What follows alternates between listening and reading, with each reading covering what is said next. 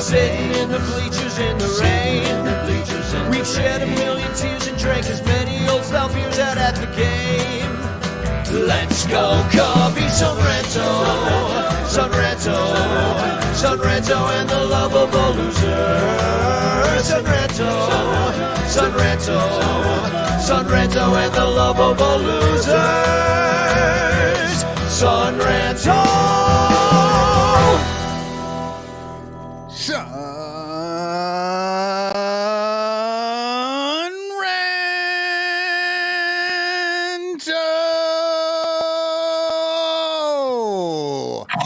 Crack a beer, because it's the Son Ranto show. If Michael's screaming at you, it means it's Thursday night, and it's time to have a beer and enjoy some playoff baseball in the background while we record a podcast called the Son Ranto Show. Hi, I'm Danny Rockett.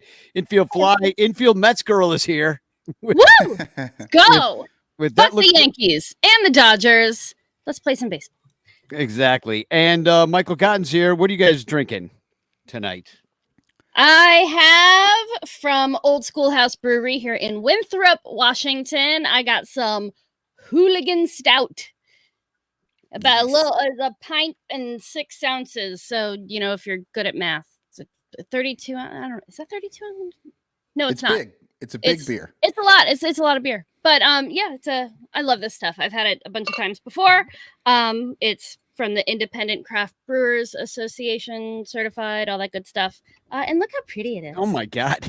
What the hell? It looks like castor oil. You can run your car with that stuff. Oh my God. It's like purple. It's so pretty. It's ridiculous. That looks like straight motor oil, IFG. I have done Pilsners and IPAs and all that stuff for the last month or so. It is stout season. It's porter season. I love a good dark beer, and this is a good dark beer. So no, it's not Guinness. It's going in my Guinness cup, but it is Hooligan Stout from Old Schoolhouse Brewery. I love this stuff. Well, I hope next playoff season is Porter Hodge season. I'll tell you that much, because that means we were in the playoffs and we have a closer named Porter Hodge. We could do Porters the whole run. Yeah. I'm just drinking some sodas right now because I went for a walk earlier and ran into a bar, and then I left that place and I ran into another bar. So I had like 3 beers earlier. I had a Witch Slap from Clock Tower, which is an Iowa beer, and then I had a Saga, which I believe is from Wisconsin. Very good beers, and but I was definitely Saga sounds like it would be from Wisconsin. Yeah, but I was a little buzzy when I got home, so I was like, you know what? I just need to drink some sodas. So I've just a little Pepsi going on. Welcome to the Michael Cotton sobering up on the show. Trying. We never had one of those before. It's like we're doing the show in reverse, really. Exactly. Yeah. And the thing is, I'm so tired. I did not sleep for shit last night. It was just. And then you got drunk, and then you came on the Son Ranto show. You're just going to be a barrel of monkeys tonight, let me tell you. Yeah. Well, this is brought to you by the Bleacher Bunch Productions on the Fans First Network, bringing you great shows like the Cup of Cubby Blue Show, the Baseball Rabbit Hole, and Cubs PS Plus. Also, there's new Cubs pods that have been going out. Cubs Pod History podcast that have been going out on the Bleacher Bunch. Please give us a like and review over there on wherever you listen to podcasts. Also, our 110 paid Patreon supporters, please go over to patreon.com/sunranto. And I would love it if you guys signed up. It's only $1 a month, and there's a new Patreon commercial dropping tonight. No more of that old commercial that we've been playing for 2 years. Brand new commercial, at least this time. Nothing gets them paying out the new commercials. I mean, it's been proven. They just keep, Budweiser keeps doing new commercials. They're a big company, so I think this is what we've been missing. We're going to give it a try. And then, of course, we have our super duper ranters, Blake Beard and his tickets. Rogue Wave Creative, who's here in the chat tonight saying go Cleveland, who just won a game. Also and other people in the chat saying #chance, like Artie Boucher, Mr. Fourth Row, and Alex Anderson saying #chance, because you can win a Frank Chance postcard sent to you by me with a message of love and doom. Also, our Patreon prize of the month. Sponsors Matt Camera and Permanent Paintings in the clutch shirts. They all bring you the show along with our Patreon people. Hashtag Chance. I already said that. So hashtag Chance. Tom Cooper saying it. Mr. Fourth Row saying it. Alex Anderson. Bill Sugas is here in the green room saying it somehow. He must have magically. He's in the green room and online. But we're going to talk to him later. A little rundown of what we're doing tonight. So we're going to talk to Uncle Mike. We're going to bring him on. He's going to talk about his experience at Dodger Stadium, getting stabbed 53 times, getting mugged twice, and at least the Mets won the game. So, and then at IFG, I see your face right now. You're watching this Mets Dodgers game, I think, right? Yeah, Mark Vientos is up to bat. He's it's 1-2, and there's runners on first and second. There are 2 runs behind, so he is like basically the winning run at bat right now in the bottom of the third. And Vientos is a lot of fun to watch, so I hope he gets. It's funny. He just struck out. It's not really called the winning run if it's only the third, even though it might be the winning run. The GWRBI. That's all I care about. I'm still sad they stopped printing those on the back of baseball cards. What? The game-winning RBI, GWRBI. Remember back in late 80s, early 90s, they would put that on the back. How many times in the year you were responsible for getting the winning run across the plate is totally statistically unsound. It is a number that does not matter, but I personally find it fun and interesting. I bet you Boomer Bill still thinks it matters, and we're gonna we're gonna have him on. Uncle Mike's gonna talk about the players. Then Boomer Bill, we're gonna do something called like Meet a Ranter. I got no clever category name for it. Maybe we'll crowdsource that. But I want to bring a ranter on every week in the off season, and we're just going to meet them and find out what they're all about. And just a way to, build our little group and get to know each other, because we don't know each other. We all talk on the chat and stuff, and but we don't really share stuff about each other. So I figured it'd be fun. I think we definitely should have faces and voices to go with the various arguments and discussions that we have going on in the Discord for our Patreon folks. Or as Chris Salato calls Bill, his Lord and Savior. Yeah, I think I speak for everybody when we don't really need faces to go with those voices. not this crowd. Yeah, it's rough out there. Let me tell you, this ain't no Sports Illustrated swimsuit issue. Let me tell you of the ranchers. Anyhow, Uncle Mike, we're going to bring him on. We're going to talk about it. And then, of course, later on the show, Cubs grades. We're getting to him finally after 12 years. We're finally doing it tonight. I do have an update. We'll get to it later, but yeah, we'll talk about that. There's a big thing in Discord this week. So about Cubs grades? Yeah. Well, sort of. It deals with Cubs. We'll talk about it when we get there. When we get to Cubs grades, yeah. All right, let's go to Uncle Mike. Let's go to Uncle Mike. Uncle Mike, fresh from Dodger Stadium and 63 stab wounds, only 6 short of nice. How are you healing up after getting beat up in the parking lot? Are you recovering? How was the hospital bill? Can we pitch in? Yeah, actually, I have to say, the Dodger fans, for some reason, I don't know why, but they were actually quite friendly. That's because they're scared of New Yorkers. They're like, they've heard of that Chicago. They know we're all suburban people going out there, but the New Yorkers are like, maybe we should leave them alone. I think you're right, man. I told them all I was from Brooklyn, and I think I had them all scared. Well, I'm going to put up some pictures of where you were. Here's your view from where you're seeing great seats. And check out this little kid there. He had a OG Anunoby New York Knicks shirt on. Are you talking about this kid? Yeah, that warmed my heart. Yeah, the kid. He had Anunoby on the back. Dad brings his 2 kids to the game. It was great. So you had a few Mets fans around you, and really the place that you don't want to be, I think, at Dodger Stadium is the bleachers. And plus, you got lucky a little bit because the game started at 1:00. Of course, you didn't show up to the game until about 3. Because I'm in the parking lot. By the way, hi, infield fly girl and Cotton. Hello.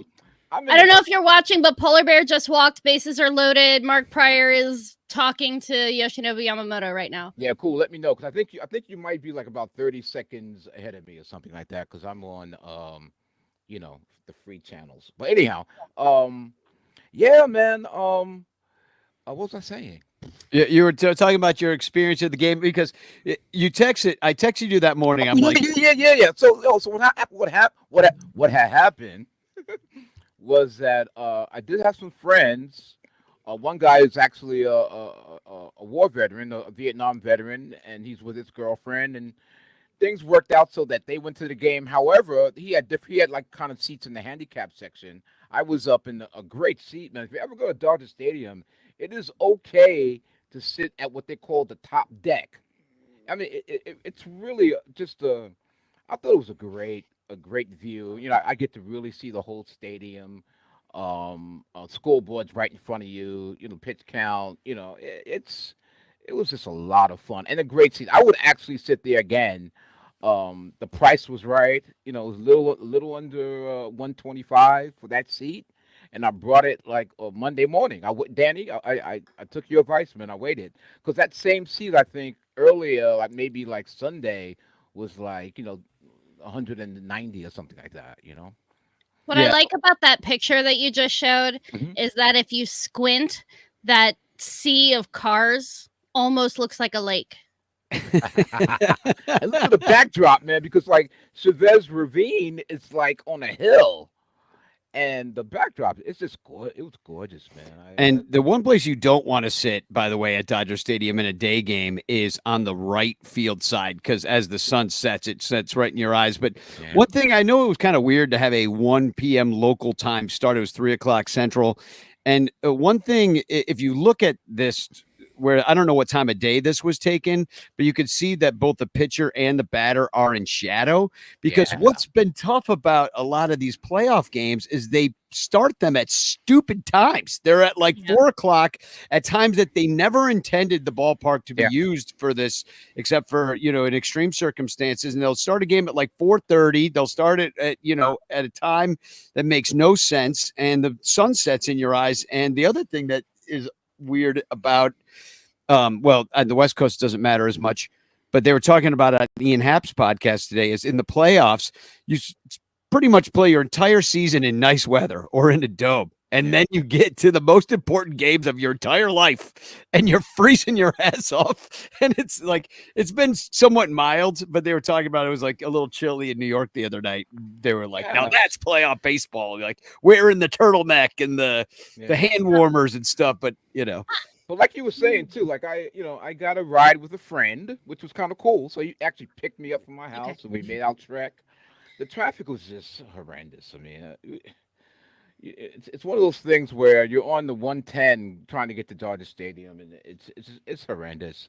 So I have to confess, but I'm literally in the car. I have my headphones on. I'm listening to the game on XM because I have the XM on my phone. And Lindor, apparently, that the Sun didn't have an issue with Lindor because Frankie hit that home run in the first inning to start the game off. I'm screaming in the car, "Get me to the fucking game!" Yeah, because I've had that experience where you're just like listening to the game. I mean, I showed up in the fifth inning. Like we were in line to get in the parking line to get in about 45 minutes before the game started. So you're like, oh, we'll be fine. And then you just don't move. You just sit there for an hour and a half, just freaking out, trying to like pick the right lane. And then when you finally get to the parking lot, you give the guy $30 for your troubles. And you're like, for this is what I'm paying for. It's freaking trash. It was actually, it's playoff baseball, so it was actually 55. Oh, ouch. Yeah, exactly. $55 to show up in the fourth or something like that. Yeah, it's funny. Well, it's not funny because I'm a Dodger fan. So my friend Hefe is saying, "Oh man, don't worry about it. We'll be there by the fourth inning." I'm like, "Be there by the fourth inning." I'm about to jump out the car and just walk it.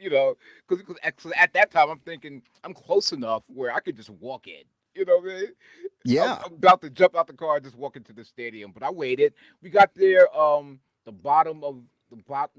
to the top of the fourth. Yeah. Now I'm looking at this play right now. Brandon Nimmo, I don't know if he beat it out. They're reviewing it. They're looking at it in New York, but it looks like a run will have scored if Nimmo is called. So is he safe? Right. He's either safe or he's off my Christmas card list. I'll tell you that. I'm pretty sure he's safe. I think I saw No, it he a looks second safe ago. to me. We just need it to actually be overturned because the call on the field was out. Yeah, exactly. So they hopefully. I mean, it's a bang play. I mean, Salato says he's safe. So Yeah. as long as Chris Salato is in that room in New York where they're making the decision, we are golden. yeah, it looks like he's on first. So now it's 3-2. Right. Ooh, Good job, Brendan Nimmo. Never doubted you for a minute. Ty goes to the runner, right? Ty goes to the runner.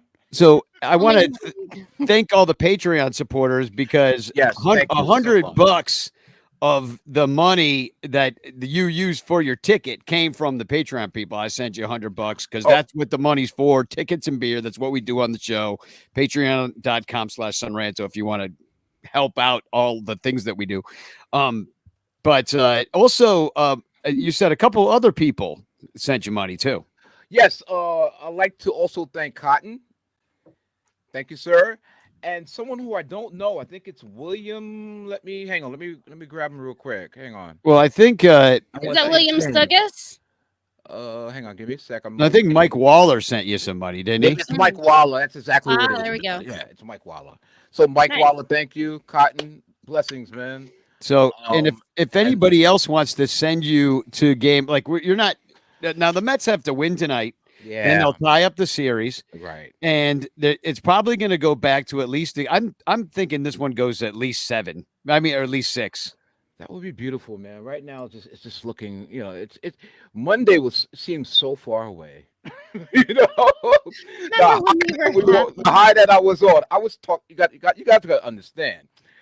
At the end of the game, me and my Hefe and his girl, we get to his car. He has a beautiful Audi like SUV. I don't know if you guys ever been in one, but it's absolutely incredible. I have not. Anyhow, so at the end of the game, and this is a Dodger thing, I didn't know because the last time I went to the game, I just got in my car and just suffered waiting in traffic.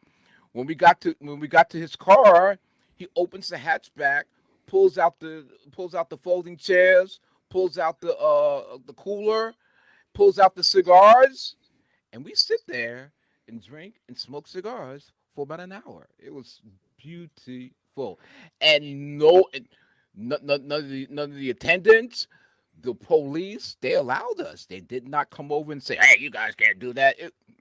Thank you, Dodger Stadium. That was just the best time after the game. And with that, I got it because I had my Met. I was in full Met gear. I started meeting all these Dodger people. Dodger fans were coming over because they saw us hanging out, and it was beautiful, man. Is that when they stabbed you? Is that when that's when the stabbing happened, isn't it? No, that's when I met some really nice people. Okay, I have to say. It was a day game. Yeah, I mean, it was a you're day lucky. game. You're lucky it was a day game. Otherwise, Yankee fan in there. I'm like, really? So if it goes 6-7, do you think you'll go back? You try to get back into another NLCS? I'm on my way to Cleveland. I'll be back Monday morning, so I don't know what Game 6 is possibly going to be. Well, you might have to go back to Cleveland if Cleveland can dive back into this series and the Mets can beat the Dodgers. Yeah, but to answer your question, absolutely. I mean, if there's a game, if there's a game Tuesday or Wednesday or Thursday, no matter anytime after Monday, I'm back. If there's a game, I'm going. Yeah, no doubt about it. I'm fully invested at this point in making sure that you end up having to go to New York for a World Series game. Thank you, Fly Girl. Oh, that would be great. Yeah, because I don't want to have to pull out. Because you have to go. You have to go in my state. You got to bring my energy too if it's a Subway Series. The last thing I want to do is have to wear this. Oh yeah, Brooklyn Dodgers hat. Yeah. Closet. I got my Brooklyn Dodgers hat too. I got one of like the pale blue ones. Yeah. Well, how you feeling about this Mets team? I mean, they, like you said, we left them for dead during the regular season.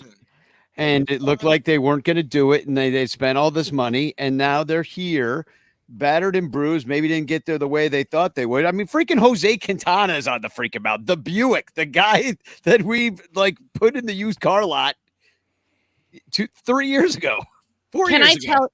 Can I tell you that for my own like mental health, I did not do what I thought I would do and write down the names of everybody who used to be a Cub that are in these playoffs.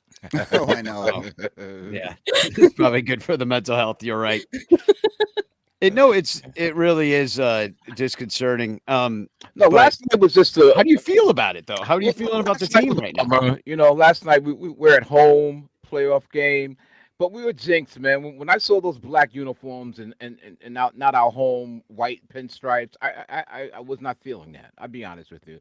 And I know that's a superstitious type of thing, but come on, guys, you're coming home to play a game. Wear your home whites. Wear your pinstripes. What's that black? You know, I mean, come on.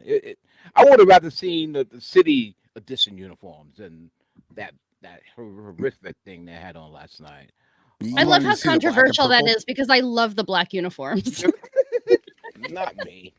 Well, it's not original team. It's not the original. I mean, when did the Yeah. black uniforms come in? That was way later. They never were black in the Been around 80s. for a while, though. Info Fargo's right. They've been around for a while. We've had them for a while, but I think we lost in them the last time I could really remember. Like, you know, when we had those uniforms as far back as the last Subway series with the Yeah, it looks like na- 1999 to 2012. Yeah, They had the because I remember we wore them in the last series and we lost. So I was a little disappointed and I'm sure Keith Hernandez, who's a big proponent and fan of the white pinstripes, I'm sure he was saying the same thing. So, But- so you wouldn't say it has anything to do with that the Dodgers have Shohei Ohtani. It's just the fact you wore the wrong Yeah, uniforms. man, it's scary, you know. I'll be honest with you because we kind of had him locked down and not locked down, but he was sort of we're walking him and he was striking out, you know. Maton, Stanek. I mean, we had him on a run. And for him to break out last night, it just gave me a really uneasy feeling in my stomach. I was just like, "Oh man, you know what? We don't need this guy to get hot because he's a professional hitter, as you know, Keith would say." So I'm a little, you know, I'm a little worried, but you guys know I'm a fan, dude. I go down with the ship. So this is what this is. It's 3-2 at home. We're good still. We're okay. And Quintana's right now. He's not doing terribly. You know, he's Yeah, through break. 74 pitches. the home run he gave up to Ohtani. I mean, we're still in this game, guys. Yeah, I mean, the thing I always liked Jose Quintana, and it never worked out in Chicago for him. He cut his hand on a wine glass at the very end, and then they just like parted ways with him. And then but I always thought he was so talented, and then there was just he could never get out of the fifth inning, or just something weird would always happen with that guy. So it's like really good to see him here. You know, the Mets grimace magic, like it feels like now they've really got to work for it. You know, that's kind of whereas like maybe getting past the Brewers didn't seem quite as hard. I mean, they had the participation trophy in El Central to get through, and then then you end up here in this situation, and now you got something real to face, and it feels that way. I totally agree with you, but we're the Amazings. First of all, what does they say that if the Dodgers win today and go up 3-1, there's a 67% chance that they'll win, and I think it's a 15% chance that the opposing team, which will be my team, would win. But you know what, man? What was that? Yeah, it's pretty rare for a team to come back from down 3-1. Yeah, this is 67%. So It does happen though. Yeah, It does happen. This is a game we need to win for me to really feel good. Because if not, it'll just be nail biting. That was an amazing stop just now. Yep, it was. He didn't get the out at first, but like I don't even care. That thing was lasered. And That's Ventos, man. If it's all said and done tonight, we've had a great season. I don't want to write the obituary yet, but well, you're only down 2-1. it's not over tonight, no matter what. We got Ventos, young player. We got Frankie Alvarez behind the plate. I think he's gonna be there these guys will be there forever. Mm-hmm. And then, I know you don't want to look ahead, but World Series, who are you kind of rooting for in the AL? Do you want to see the crosstown thing? Do you want to have that? I mean, that little brother, big brother thing going on, or would you, or you hoping Cleveland pulls it out? They won tonight. Oh well, I picked Cleveland. On the show, I'm sticking to my guns. So Okay. I mean, yeah. I'm going Why? Because you want to beat them like we did. Yeah. Well, Yeah. that and I mean, and don't get me wrong, I'm not a Yankee hater, but the evil empire, man, they've won too many championships. So give someone else a chance. Fully. And all my friends are super arrogant too, so they'll be, they're already like. I'll give you an example. Pat from Mount Vernon hits me on a text yesterday talking, Subway Series. I'm like, whoa, wait, hold on here. Yeah, don't get ahead of yourself there, Pat. I'm like, Pat, could we take one game at a time here? Don't jinx me now. He's already talking Yankees in the World Series. So Yeah, Yankee fans are talking about their World Series in April. I think Yeah, and it's not that they're talking, Yankees Dodgers already, because that's what the league wants. Oh my God, Right. is that not the league's wet dream right there? The Yankees, Dodgers, Soto, Otani. I mean, you got to admit it's pretty good. I'll be honest with you. If it is that, I'm going to the game here in LA, and I'll be wearing this hat. Yeah. There you go. I think I'm with you there, brother. There you go. If nothing else, do it for Shohei Ohtani's dog. Well, I know you got a plane to catch, so we'll let you. I know you got a plane to catch, Uncle Mike. So, so we'll let you get out of here, and safe travels to you, and good luck to the Mets. I know that. I mean, this is the only way you can get a large swath of Cub fans to root for the Mets. This is the only way. It's when you're playing the Dodgers because we hate them so much. Oh yeah. Well, again, man, just thank you guys and thank the Ranchers for everything. Man, that was such a great gift, and let's do it again. Yeah, drop your. What's your Venmo again? At what? What is it? That's a good question. Is it Bill's Kid? No, it's the Shells. The THA, right? Say SHELLS. It's the Shells, and on IG and X. You can Yeah, find me it's at Bill's Kid. the Shells At on the Shells, right? Yeah, on Venmo. So at Venmo, yeah. at Venmo. So if you want to send Uncle Mike, if the Mets get to the next round, we'll drop that again. We could send him as our correspondent, Dodger Stadium, and tickets and beer. But And I promise you guys, Danny, I promise you, man, I'll take your advice. I'll be there. And I told my friend who's a Dodger fan, I told him on the phone the night before. He goes, "What time do you want to leave?" I'm like, "Dude, I want to see the Mets batting practice." Okay. Yeah. Absolutely. I said that to him. He was like, "Oh, we'll see." Camp out the night before. I Fuck it. promise you, I promise you guys, I will be at the Mets batting practice. Yeah. Well, I told you, I'm like, you're either leave at 9 o'clock or you're going in the fifth inning. Yeah, Like I'll that's go how home. it's gonna be. So, But thank you guys. I really appreciate it, and I'll see you on the other side. Let's go Mets. all right. I'll play you off. Oh, there's this song. Uncle Mike. There's the Uncle Mike song. The Uncle Mike song. Yeah, nothing says Uncle Mike like this song.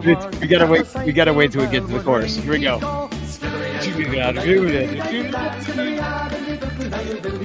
Best part.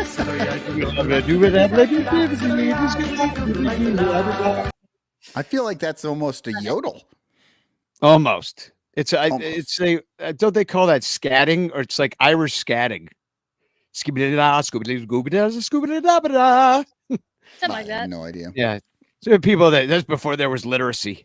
They couldn't write. They're like, I don't know what to do with the bridge. Let's just go scooby-da. All right. Well, first of all, I want to have everybody start to share in the chat some bitch clock comments, because surprise, surprise, we're going to have Boomer Bill take a spin of the bitch clock at the end of his appearance here. So right now, share in the chat things you would like to maybe hear Boomer Bill bitch about. And Bill Sugas on Meet a Ranter. We still don't have a good name, but welcome to the show, Boomer Bill Sugas. How you doing? Well, it's past my bedtime, but not too bad. Yeah, 8:34. You should be curling up with the little Law and Order right Well, from now. a 2:30 a.m. to 3:15 a.m. point of view, I've been up a while. Oh man, that's too early. What are you Yes, doing? it is. What do you work? Are you on the West Coast and you work on the East Coast? Like, what's going on? I still, my body isn't back to normal sleep cycles after my surgery. So Oh, yeah. So let me ask you first, Bill. How are you after your surgery? I'm in the best physical shape I've been in like 5 years. No, that's not Right, saying getting that's best shape of our life season started early. Well, I mean, because He's getting ready for spring apparently when training. your spinal cord is crushed severely, your body tries to rewire itself. And I had all these weird, bizarre symptoms, balance issues. It was messing up my knee recovery. And when I woke up after surgery, all that shit was gone. Oh, Is that's that why you amazing. got blocked on Facebook so much and banned too? Because of the back thing, like just made you like scream at people during COVID, No, that's just my innate personality. So. which is why we asked you on here, Bill. So first, I mean, your name's Bill Shook. I guess we know this. Where are you from originally? Richmond, Indiana. Okay, where's that? Is like I-70 at the Ohio border. So kind of one of those set your clock back 10 years places. And more than that. They never recovered from losing all 25, the tell me when to union stop. factory jobs back in the 70s. I mean, really, it was a beautiful white picket fence kind of town. And now when I go down there, they've like shootings in the McDonald's parking lot, a lot of drug issues, and I don't know, it's kind of depressing, but that's where all my relatives are. But are they eating cats? That's really what is really concerning America these days. No. Well, that's good. Well, so you're from that area, so you didn't have WGN. I mean, you're way older than WGN, right? Oh, Just kidding. right. I'm just No. kidding. So I mean, basically, WLW Superstation out of Cincinnati. That's why, when I moved, I was born in Michigan. Got my first transistor radio in 1968. The only station that came in was the Tigers. And 68 was a great year to be a Tigers fan. Yeah, And well, then as I joke, then we moved to Indiana, which I never recovered from. But, the local station, because they didn't have games on the TV much back then, was the Big Red Machine very early days. And that's where I learned to hate the Dodgers and the Oakland Athletics. Yeah, you were a big Reds fan to start with, right? Yeah. Which makes sense. I mean, if you got a chance to follow that Big Red Machine back then, how could you not be a fan? That was a great team. I still remember, like, I didn't get to go to a ball game till I was like a junior in high school, and just the green glow of the AstroTurf at Riverfront Stadium is just, one of those God moments for me. And then sitting way up in the red seats and watching George Foster hit balls over our head. Yeah. I'm sure there was no steroids involved, but man, they could launch some shots. greenies. They were all doing the greenies back then. They were all taking speed. So were the fans and the beer vendors though too. Cody Del Mendo in the chat right now saying, tapping in to say, Bill, I appreciate your support over the years, and I'm happy to see you're well. Also, fire Jed.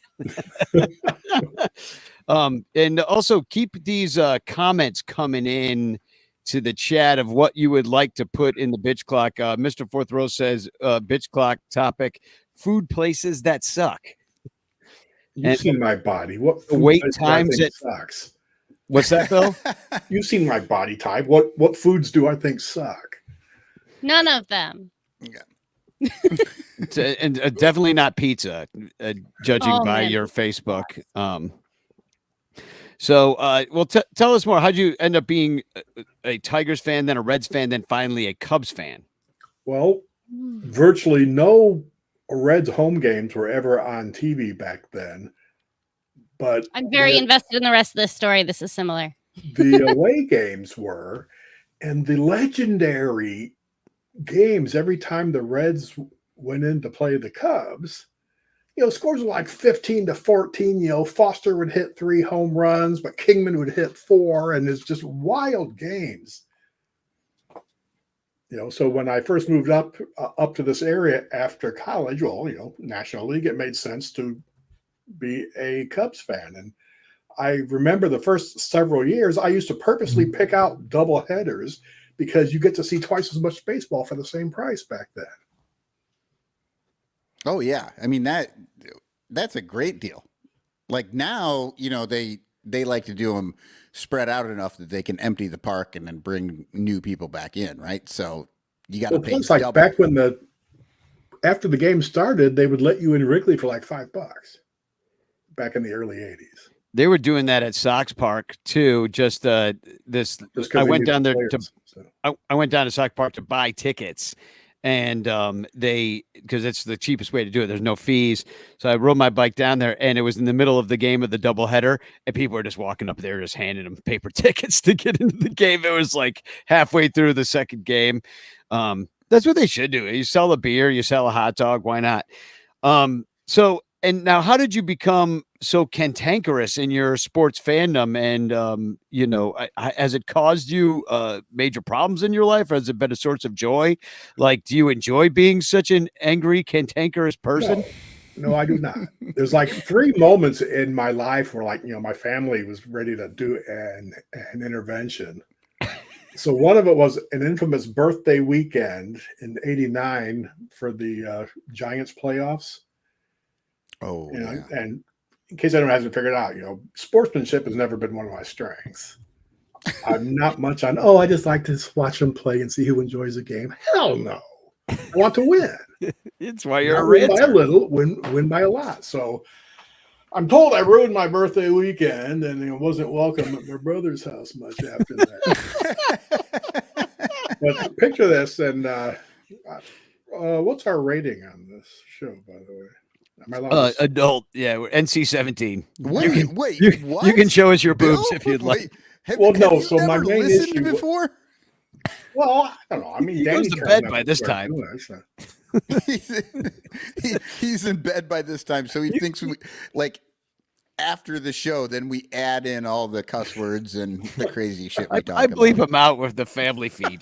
Yeah, it takes forever, right? So I don't know. So I mean, so there was that, and then 2003 when I passed the curse of Cubston down to my sons. Curse of the Bilbino, the famous curse of the Bilbino. Was it game 6? We're up against Florida. I'm at some scout meeting. They kept writing the score on the board. I'm racing home to catch the last couple innings. And they, Steve Stone's special appearance on the radio with the Cubs are finally going to the World Series. As I'm pulling into my driveway, the horror of the 8th inning hit, and I got in just in time to see the famous Bartman play, and then the blown double play, which would have got him out of the inning tied. And I remember my son the next day comes in, Daddy, did the Cubs win? No. And he sat down and started crying. Oh. Which was like me on the way to work that day because, I was pissed. Yeah, I learned it from watching you, Dad. So I don't think I realized Steve Stone went on the radio and said the Cubs, like that's like flying the W flag too early. Yeah. So he basically flew the W flag before the game was over. Right. And then I shit you not, from 2003 until 2015, I'd like watch every now and then, but I refuse to let myself get sucked in until the boys, as they're much older then, go, about June of 2015, they're like, Dad, the Cubs are pretty good, when they had all those walk-off home wins. So they sucked me back in then. And then what almost ended my life was Chapman blowing the Game 7 save in the World Series. Yeah. I went numb. I don't remember too much about that. My daughter, God bless her, she could give a shit about baseball, but she saw the alert and came up and sat with me the next 2 hours to make sure I was okay. Oh my God. And it was okay in the end. So then you finally did climb the mountaintop. and saw the World Series. What was that like? I mean, I think I saw you that week right after you came up to Chicago and hung out with us a little bit with Corey Finneran. Right. Well, I think I got there's the whole joke. Oh, it was the greatest moment of my life. What about when I was born, Dad? Not even close, son. Not even a little bit. that was a bloody mess. You weren't spending your whole life just waiting for like a child to be born. No, children take like 10 months. You waited like 9 months for that. That's barely even a baseball season. You're good. You've been waiting 50 years for a freaking championship. It's a different thing. And then I sort of let the Cubs still get to me up until 2018, game 163. I'm sitting there. All these Brewers fans were down there, and they lost. And I don't know. I haven't walked away, but I refuse to let myself get sucked in as much as I did back in the 2015 through 2018 season. Well, you gave me your old television, and I came out to your town to pick it up, and I did notice a lot of shoe prints on the screen from when you had kicked it in so many times. No, but it's the way you watch games, I think is funny too, that you don't watch losses. If like the game is bad, you'll go to bed, you'll DVR it. And I'll watch the next day, just because there is something interesting about, let's see how a team deals with a train wreck and just see how the various players do. So do you watch it fast forward, or are you just like, I watch the whole thing. It's just, you can fast forward to the commercials. I usually have Boog muted because I just can't take starting my day with a fourth inning and he still hasn't talked about what's happening in the game yet. Yeah, but you know a lot about his shoe collection at that point, though. And also probably about some random stats that don't matter. You probably learned some of those. I mean, he throws all these stats out there, but none of them directly apply to what's going on in the game. No, it's like he has his list that he wrote ahead of time, and he's just got to get through it. He's like, well, I did all this work looking them up. I might as well say them. Right, because I would have this there's no situational reason to do so. Causation, correlation, take a statistics class. None of this has anything to do with what in the hell that you've been ranting on the last 4. Exactly. And and also stats are talking about something that already happened. And in what context they are predictive or interesting, or it's kind of like reading the tea leaves or playing roulette or lucky numbers or numerology or astrology. It might be actually more effective than the FanDuel picks in the 7th inning. You know what? Next year I've got an idea. Let's take every single one of Joe Girardi's picks and just put $10 on it. Every time Joe Girardi gives a pick, we're throwing $10. And that's how the entire Ranto organization went bankrupt. Right. I was gonna say we don't have that much money. How about this? See, if I were a gambler, if I weren't ethically opposed to gambling in baseball, which I really, really am, or at least I'm ethically opposed to the gambling organizations being directly financially tied to team ownership.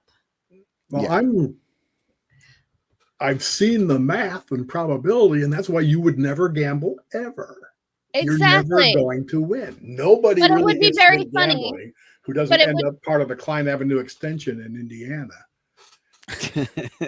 It would be very funny to do a little test where you did Joe Girardi's picks versus the location of Mars in the daily horoscope. Yeah, exactly. And just see what happens. Then play in your lucky numbers in the pick 3. I take my shot with Mars, I think. Yeah. You and Elon Musk, we're all going to Mars. We might have to live there if we keep doing the Earth what we've been doing. Well, we don't. So we do want to get to Cubs I grades. just support them going as quickly as possible. Honestly, they can get up there and figure out oxygen later. It's fine. Yeah. Elon Musk, we'll see. I'll even come to the launch. Goodbye, Elon. Thanks for everything. Drive him.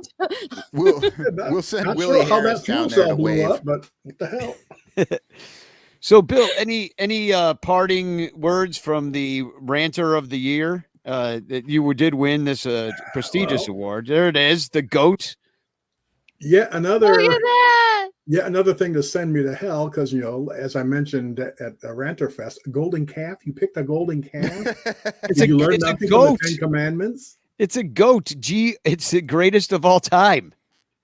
It's Yeah. not. It's a goat. It's not a It's cow. not a cow. Well, I'm still going to hell anyway. So It kind of That's does look true. like a It's cow, true, though. though. you see the Lord go, well, Because it it's is a goat, sheep and but still, goats. Yeah, you're right. It it is is. the rest of your life. Oh, okay. Yeah, I'm pretty Thanks, sure Jesus. goats are kind of on the Satan side of it anyway, right? Anyway, They yeah, are. no, It's sheep and goats in the New Testament. So. yeah. Well, if Yeah, you ever we're the see goats. that horror movie, The Witch, Mm-hmm.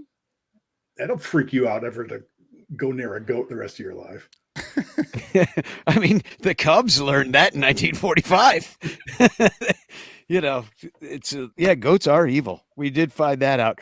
Well, so this is our Cubs grades episode, Bill. So you want to shoot out some of your grades for your players? Any of them get A's in your estimation? Got any F's? No, I mean, they all try, right?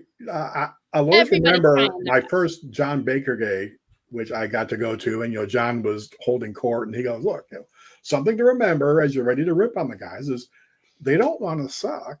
They are trying, and the words you choose to use on them at a low moment in their life."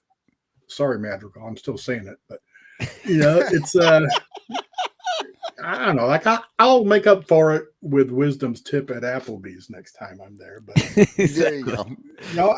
I don't know. I mean, I like most of the players on the team, to be honest. They did not always do well. And it is fun to rip on them in our kind of private way. Oh, yeah. We send them to the glue factory or tell them to work at Applebee's and stuff. And Right. Like I go out of my way not to rip them on Twitter. Yeah. Especially when a lot of players follow that, and wisdom could break me in half. Well, You could break me in half. that's too. actually not that hard, Bill. Sorry. It seems like every other week you've broken something in half. yeah, that you come to visit my house and you get broken in half. It's pretty much what happened. So we do have some bitch clock comments. I'm going to put you in the bitch clock chair. First, I'm going to present the bitch clock wheel, and actually, let me get the video here going for us. Bill, did Danny tell you were going to do a bitch clock? No, No. Surprise! but I was born for this. So Oh, Yeah, you were. Man, I always felt like it Oh, we don't in have a theory, and then when it comes down to it, it's tough. well, I'll choke, I'm sure, but still. so now unless you're Sarah, who nails it every day. every time. Well, she's Amazing. a professional debater. Yeah. So, if there's any more comments that people have, we've got, we can put a few more in here, but we have the wait time at Firestone, foods that suck, advanced ass stats, Reinsdorf selling the socks. We're going to talk about that later in the show. When friends throw you down the stairs. And I added this one myself, Pollyanna fans. It's because I know that you're not that big of a fan of the Yep, Pollyanna like types. 18, whatever the hell. No, golly, we're getting them next time. What the fuck do you mean to get them next time? Have you been watching the game? Yeah, see, that's what I'm What waiting for. talking about. Yeah, exactly. So if there's any more that you'd like to see in here, I was told there'd be no fact checking. Oh, don't worry, there won't be. Piece of shit. Sorry. So yeah, what's happening in the game? It's 5-2. Oh, Max Dodgers now. Muncy's on base again. It's a reflex at this point. Every time I see his face, I'm like, oh, you Teen Wolf looking piece of shit.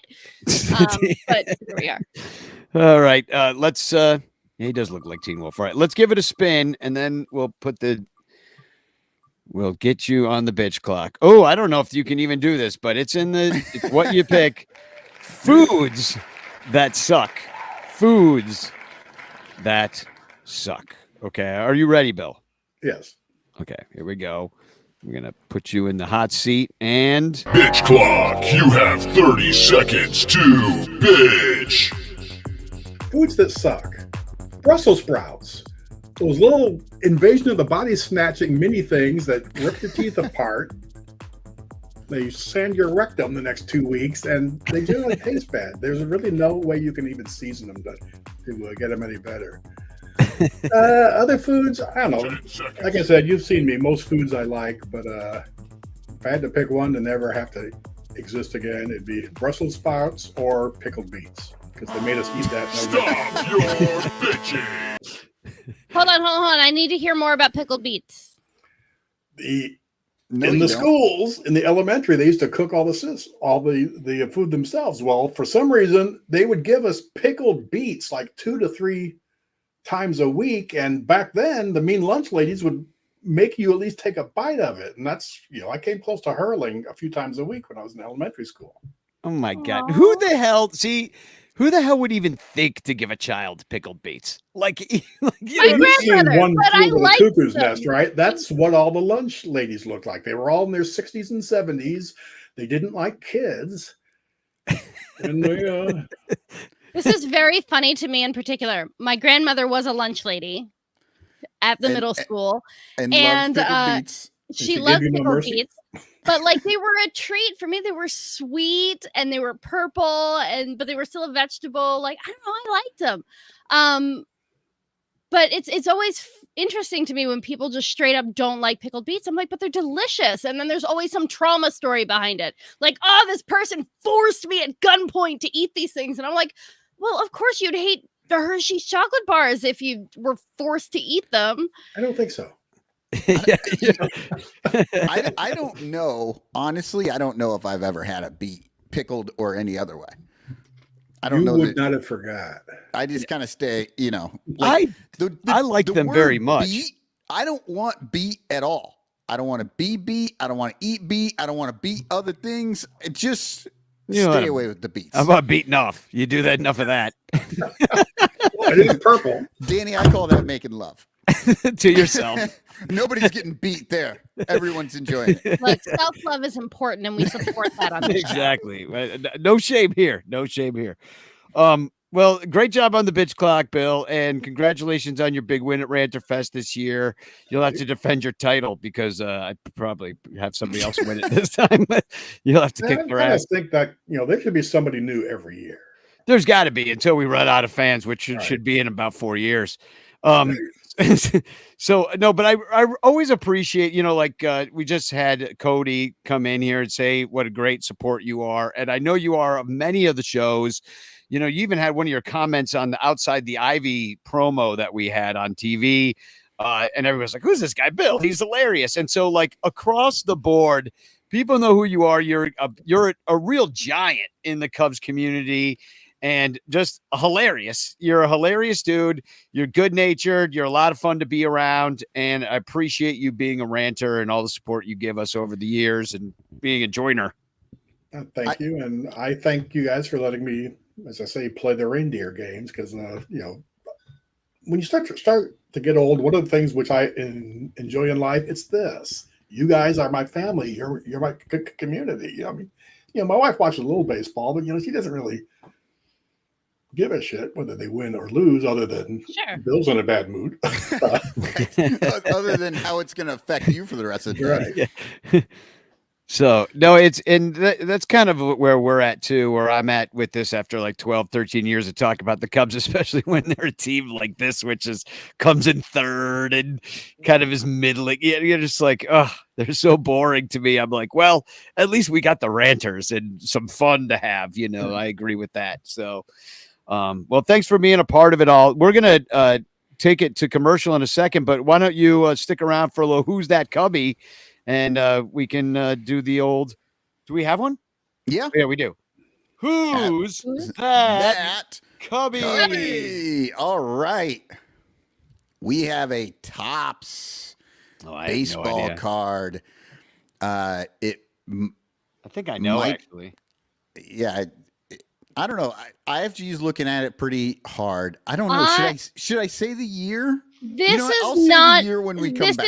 I will say this is not a style. It's not a year of baseball card that I'm super duper familiar with. I think I might have seen it once or twice, but it's not one that I It's- have in my collection, I would say. It's a little newer than most of us were collecting cards. Well, this guy's got 4 testicles and his penis has been severed. Well, that should narrow it down a little bit then. Okay, so drop your guesses in the chat, and when we come back, we'll give you the year and then a little bit of time to come up with something after that, and then we'll drop the answer. Is that what I'm hearing, Cotton? Yeah, That's when we come back, I'll show you the picture, but no name if nobody's gotten it yet. All right. So we'll be right back. Here's a brand new Patreon commercial. Please join us at patreon.com/sunranto for all the wonderful perks. Bill, thanks for coming on. Hey, you're And, welcome. Thanks for having me. And I will be heading to bed after I see the Patreon commercial. All right. Good night, old man. Good night, old man. Thank you. The Sun Ranto Show has hired me, a professional voiceover actor, to tell you why you should become a Sun Ranto Patreon patron at patreon.com/sunranto. First of all, it's only $1 a month. And if you can't afford $1, I don't even know that the Sun Ranto Show wants you as a listener, because you're too poor to even hang out with anyway.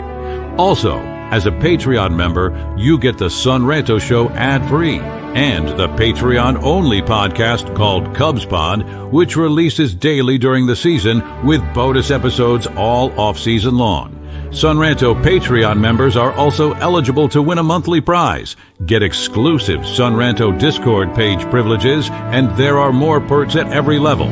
Plus, 10% of your Patreon support goes to help the Lost Boys Youth Baseball Program as we give back to our community. So what are you waiting for? Spend your hard-earned money on tickets and beer for the Sun Ranto Show by subscribing at patreon.com/sunranto. Otherwise, they'll think you're a poor loser. A big, fat, dorky, poverty-stricken loser.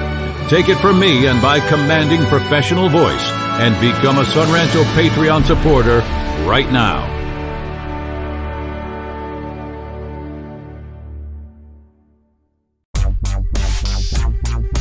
If you like the Cubs a bunch, buy your t-shirts from In the Clutch. We've got all the best styles for you. Dansby, Saya, Morel too. Clark Fly in his double U. Cody Bellinger smoking dupes. Vintage shirts from days of old. Patrick Wisdom and Nico. You'll look sharp wearing your stro. 10% off with the code SONRANTO. SONRANTO. InTheClutch.com is your store for the most fun baseball shirts on the planet. Don't forget to use promo code SUNRANTO to knock a couple bucks off your purchase. Stack or die, we need more cups. Get it all at In The Clutch. Cause if you like the Cubs a bunch, buy t-shirts from In The Clutch. Get it all at In The Clutch. Get it all at In The Clutch.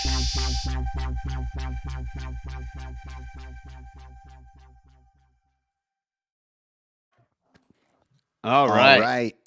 Well, we had a bunch of guesses, like one Maddox, a lot of Mark Pryors.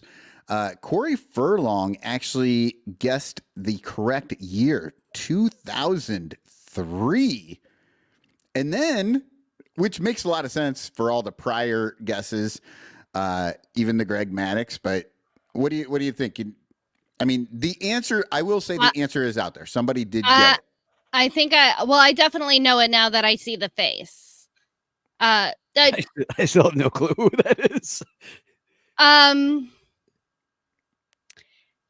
will tell you, he is a central piece of one of the better, maybe the best benches clearing moments in this century. Oh, Farnsworth. Yep. Absolutely.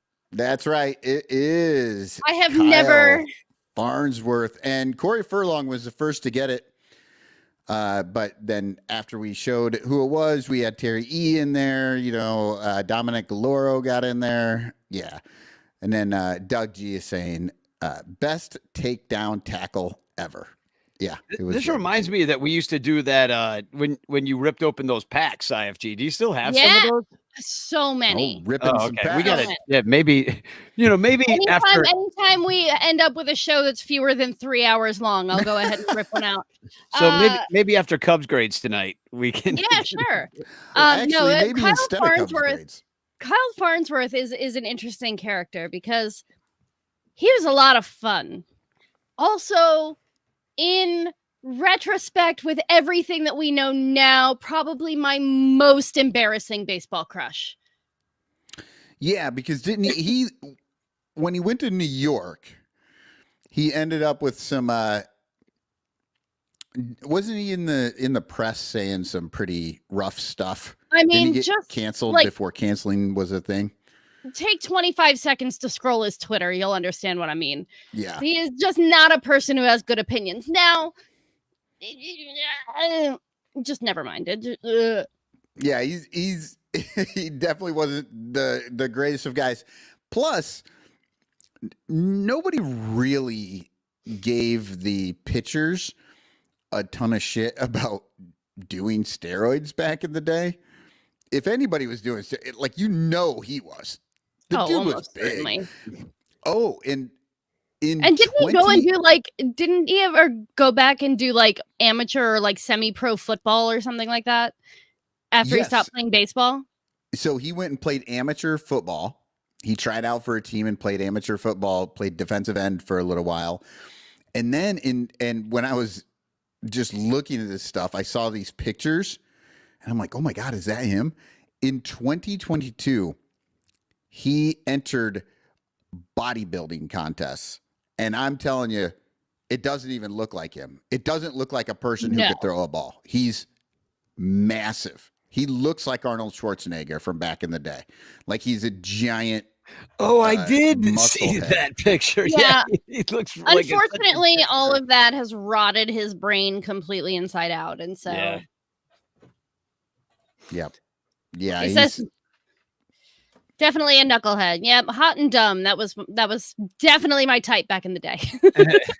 Yeah. Corey asks if he still does football. I don't think he's doing football anymore. I think he's still doing the bodybuilding. He's still doing steroids. I'll tell you that he's much. Definitely still doing steroids. He's doing all the good stuff. Hashtag Chance in the chat. And if you're nasty, you can get a Frank Chance postcard sent to you by me with a message of love and or doom. Let's talk a little bit about some of the crap that went on this week. I mean, Jesus, fucking Tom Ricketts wrote us another letter. I don't know if you want to get into this. I mean, there's no point in really even reading it, right? I mean, everybody kind of.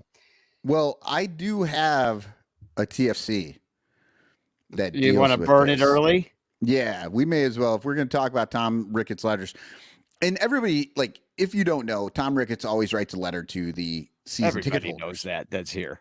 Well, right. Positive they do. But this year, he did an open letter to everyone, right? It wasn't just the season ticket holders. He's like, everybody hates me this year. So he always does it. He does it to everybody. It wasn't just season ticket holders before either. Because I thought it was always, well, I always thought he did it for the season ticket holders and then sometimes for everyone else. But all those season ticket holders, I mean, they immediately share it. So it just gets out there right away. But over on Reddit, we had this guy. I can't read his name, but he says, guys, I think I cracked the code in Tom's letter. And then he went through the letter and pulled out all just random letters so that it says, at least we aren't the Sox. Amazing. Totally Zodiac Killer style. Yep. Totally Zodiac Killer. Just brought it out. So yeah, there's a secret message. If you care to look this deeply, at least we are not the Sox. Well, I thought it would be maybe fun to look at what last year's letter said, because I have that as well. So, and how it maybe compares to this year's letter. Yumper asks, did he write it in ChatGPT like Jerry did for the Sox fans? Well, here's the thing. I think he's actually writing this stuff. Like, or you probably have somebody look over it, but would think that Tom is a guy that would probably pride himself on writing his own letters, if I had to guess. So let's just compare and contrast. So this one from October 11th, 2023 says, Cub fan, this wasn't the way we wanted the season to end, and every year we miss the playoffs is a difficult one. The one from this year reads this. This was on October 11th, 2024. Cubs fans, there's no way to sugarcoat it. This is not where we plan to finish the season. Like our fans, we had high expectations for our team this year, and early victories delivered hope for postseason baseball, but blah, blah, blah. So pretty much we're getting this Dear John again. He goes on in the 2023 letter saying he wants to thank us for our support. And then in the 2024 letter, he doesn't thank us. He's like, fuck you guys. I'm just going to keep taking the money. No, he says, well, we'll get to this letter, the 2024. He says the work is underway to close the gap to make the Cubs a perennial playoff team. Bullshit. That's what I was wondering. Do you guys think that's bullshit? What do you guys think of the chat? I mean, look, he may think he's doing that. He may want to do that. But Jed Hoyer has made this team, like, every position is just locked in. Like, the only people you can think about moving on the actual Chicago team, you know, if we're not talking about the prospects, but the actual Chicago team is like Nico Horner, Bush, maybe a pitcher. All the spots that we don't necessarily want to move away from.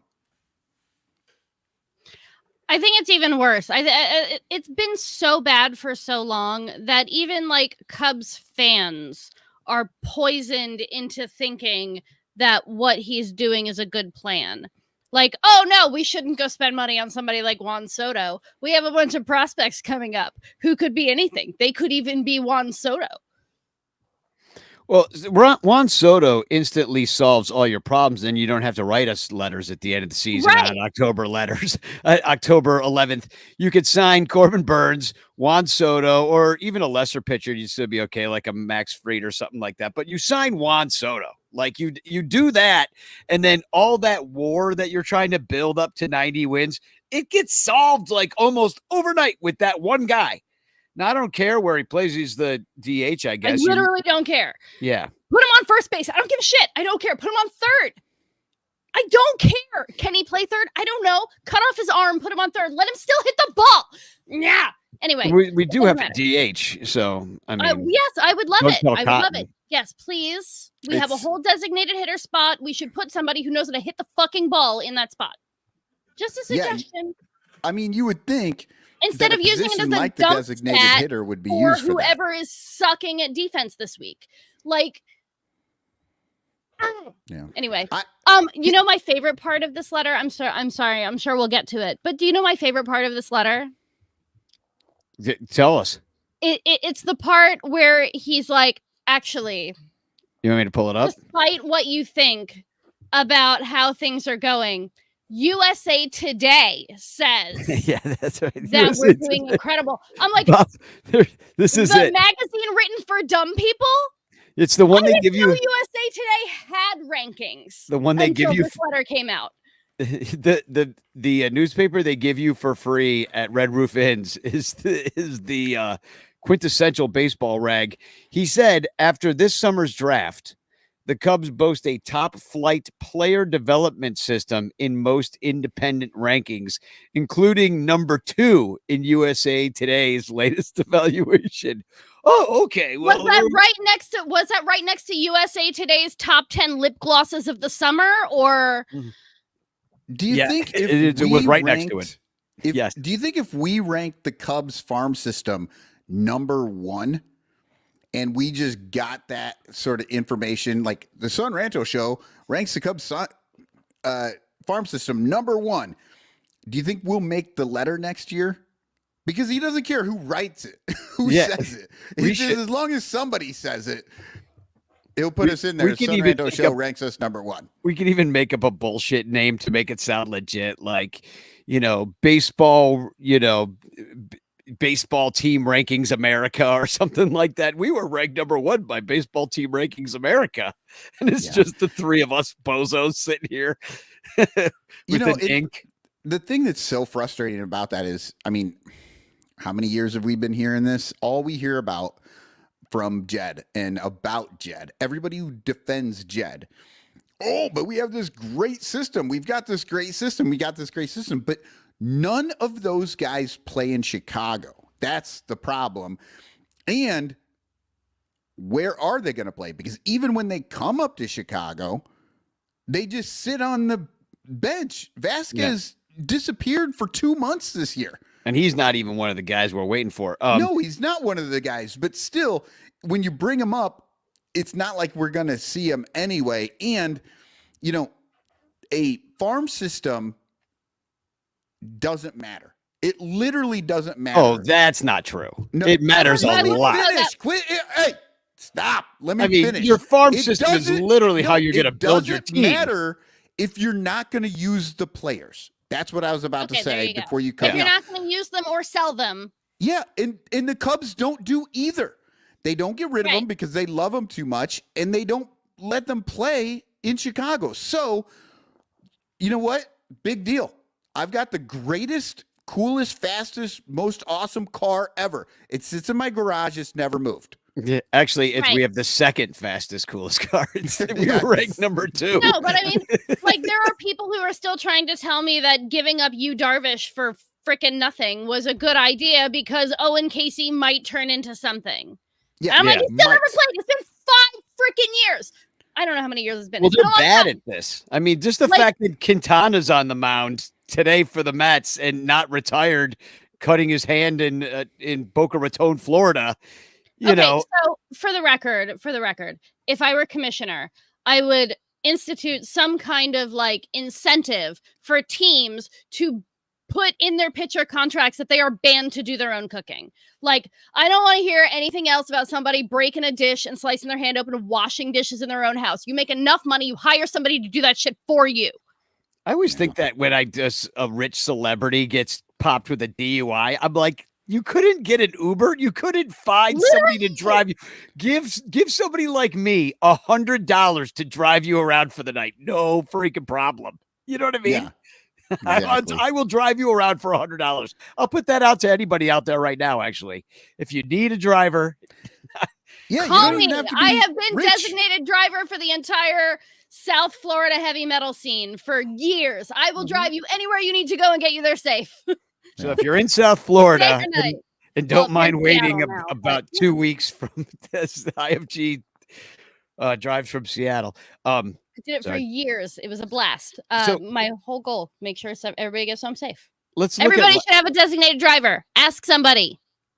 So let's go back to last year's. Which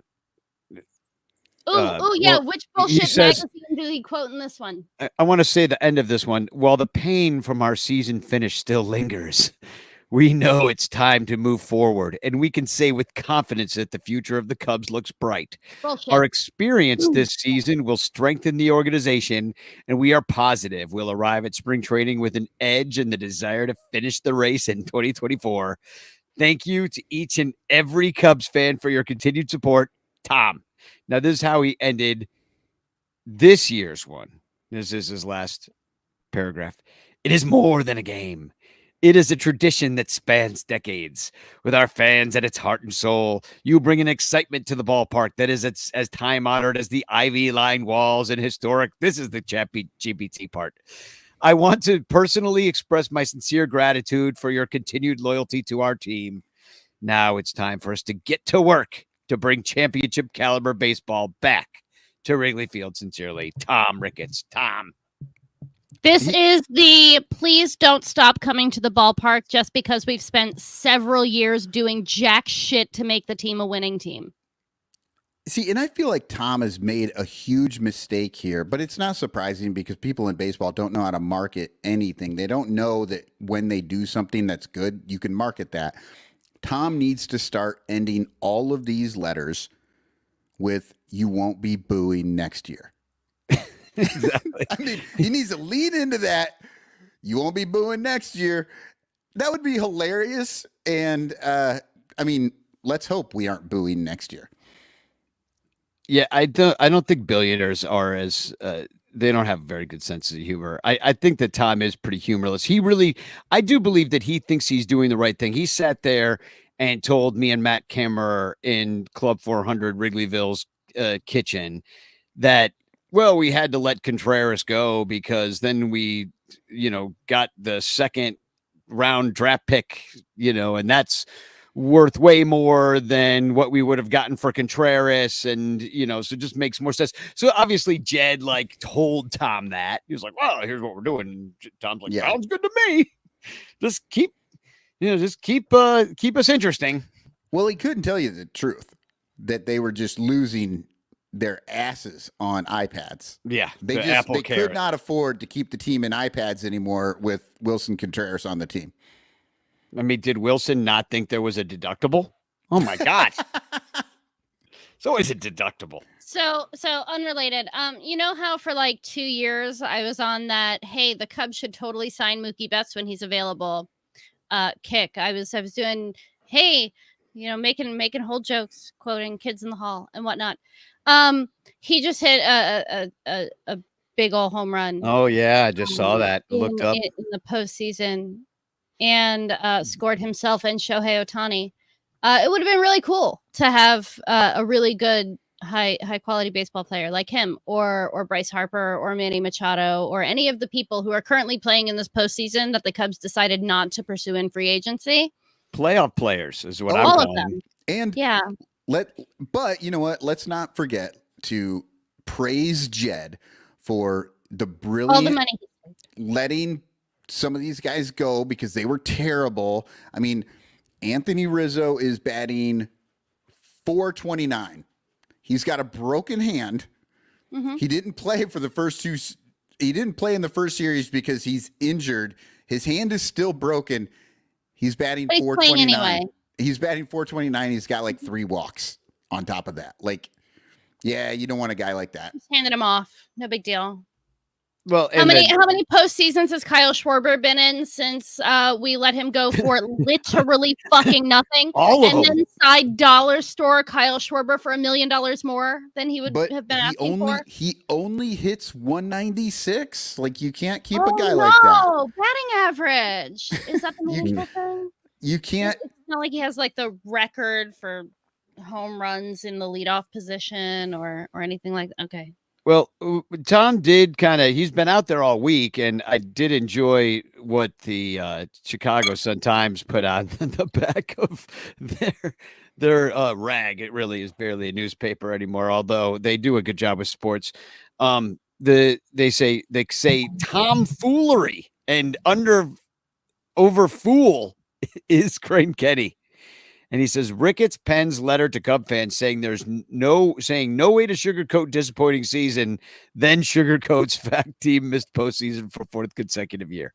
Nice. I mean, he did really just say no way to sugarcoat it and then completely sugarcoat it. We'd be like, just threw a bag of powdered sugar at us, just pow, right in the face. Yeah. Oh, and Terry E brings up praise Jed, who went over the luxury tax by $150,000. So we actually know now how far they went over, and is it official?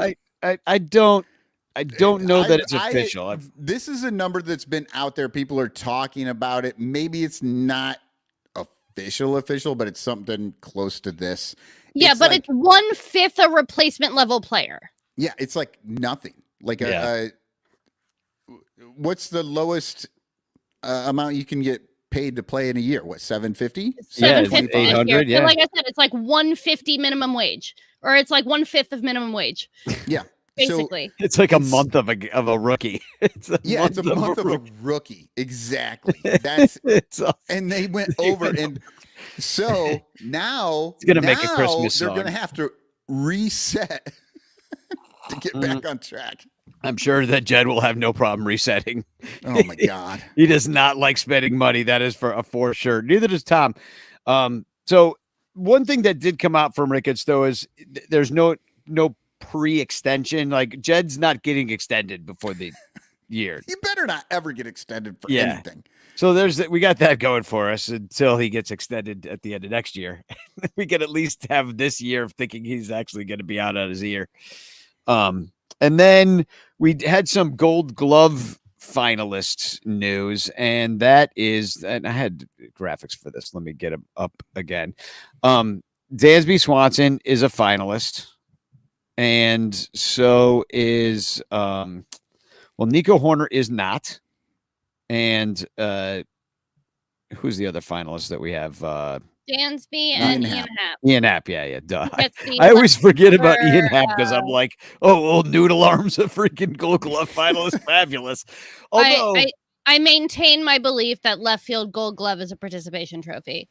Yeah. So we have here Dansby is up against Mason Wynn of the Cardinals and Ezekiel Tovar of the Rockies. It's like this is all these teams have going for them. Is just the best shortstop in the National League. How is the best shortstop in the National League on 3 terrible teams? Yeah. That's really surprising. Participation trophy. And then it totally makes me vote wonder, in like, awards. I mean, the third base, like there's a guy, the guy who's God, I can't think of his name right now. But in the third base Gold Glove running for the Blue Jays, the dude's played like 90 games and got replaced by Vladimir Guerrero Jr. And then here's who the left fielder is: Ian Happ, Lourdes Gurriel, and Brandon Marsh, who I never thought of as a defense guy, but I guess he is. Doesn't Well, look like apparently one. the It's Gold Glove is an offensive award these days. Yeah, the whole thing about the Phillies is that they haven't had good defense in a long time. They just hit the ball a lot, and if Brandon you can Marsh hit is the ball the enough, wet you don't guy. have to worry Like about it. nobody's signing him for his glove. Yeah, Right. exactly. So that was a weird list, and then people were pissed about PCA not getting a nod. Obviously, the defense is incredible, but you know what I was thinking about though?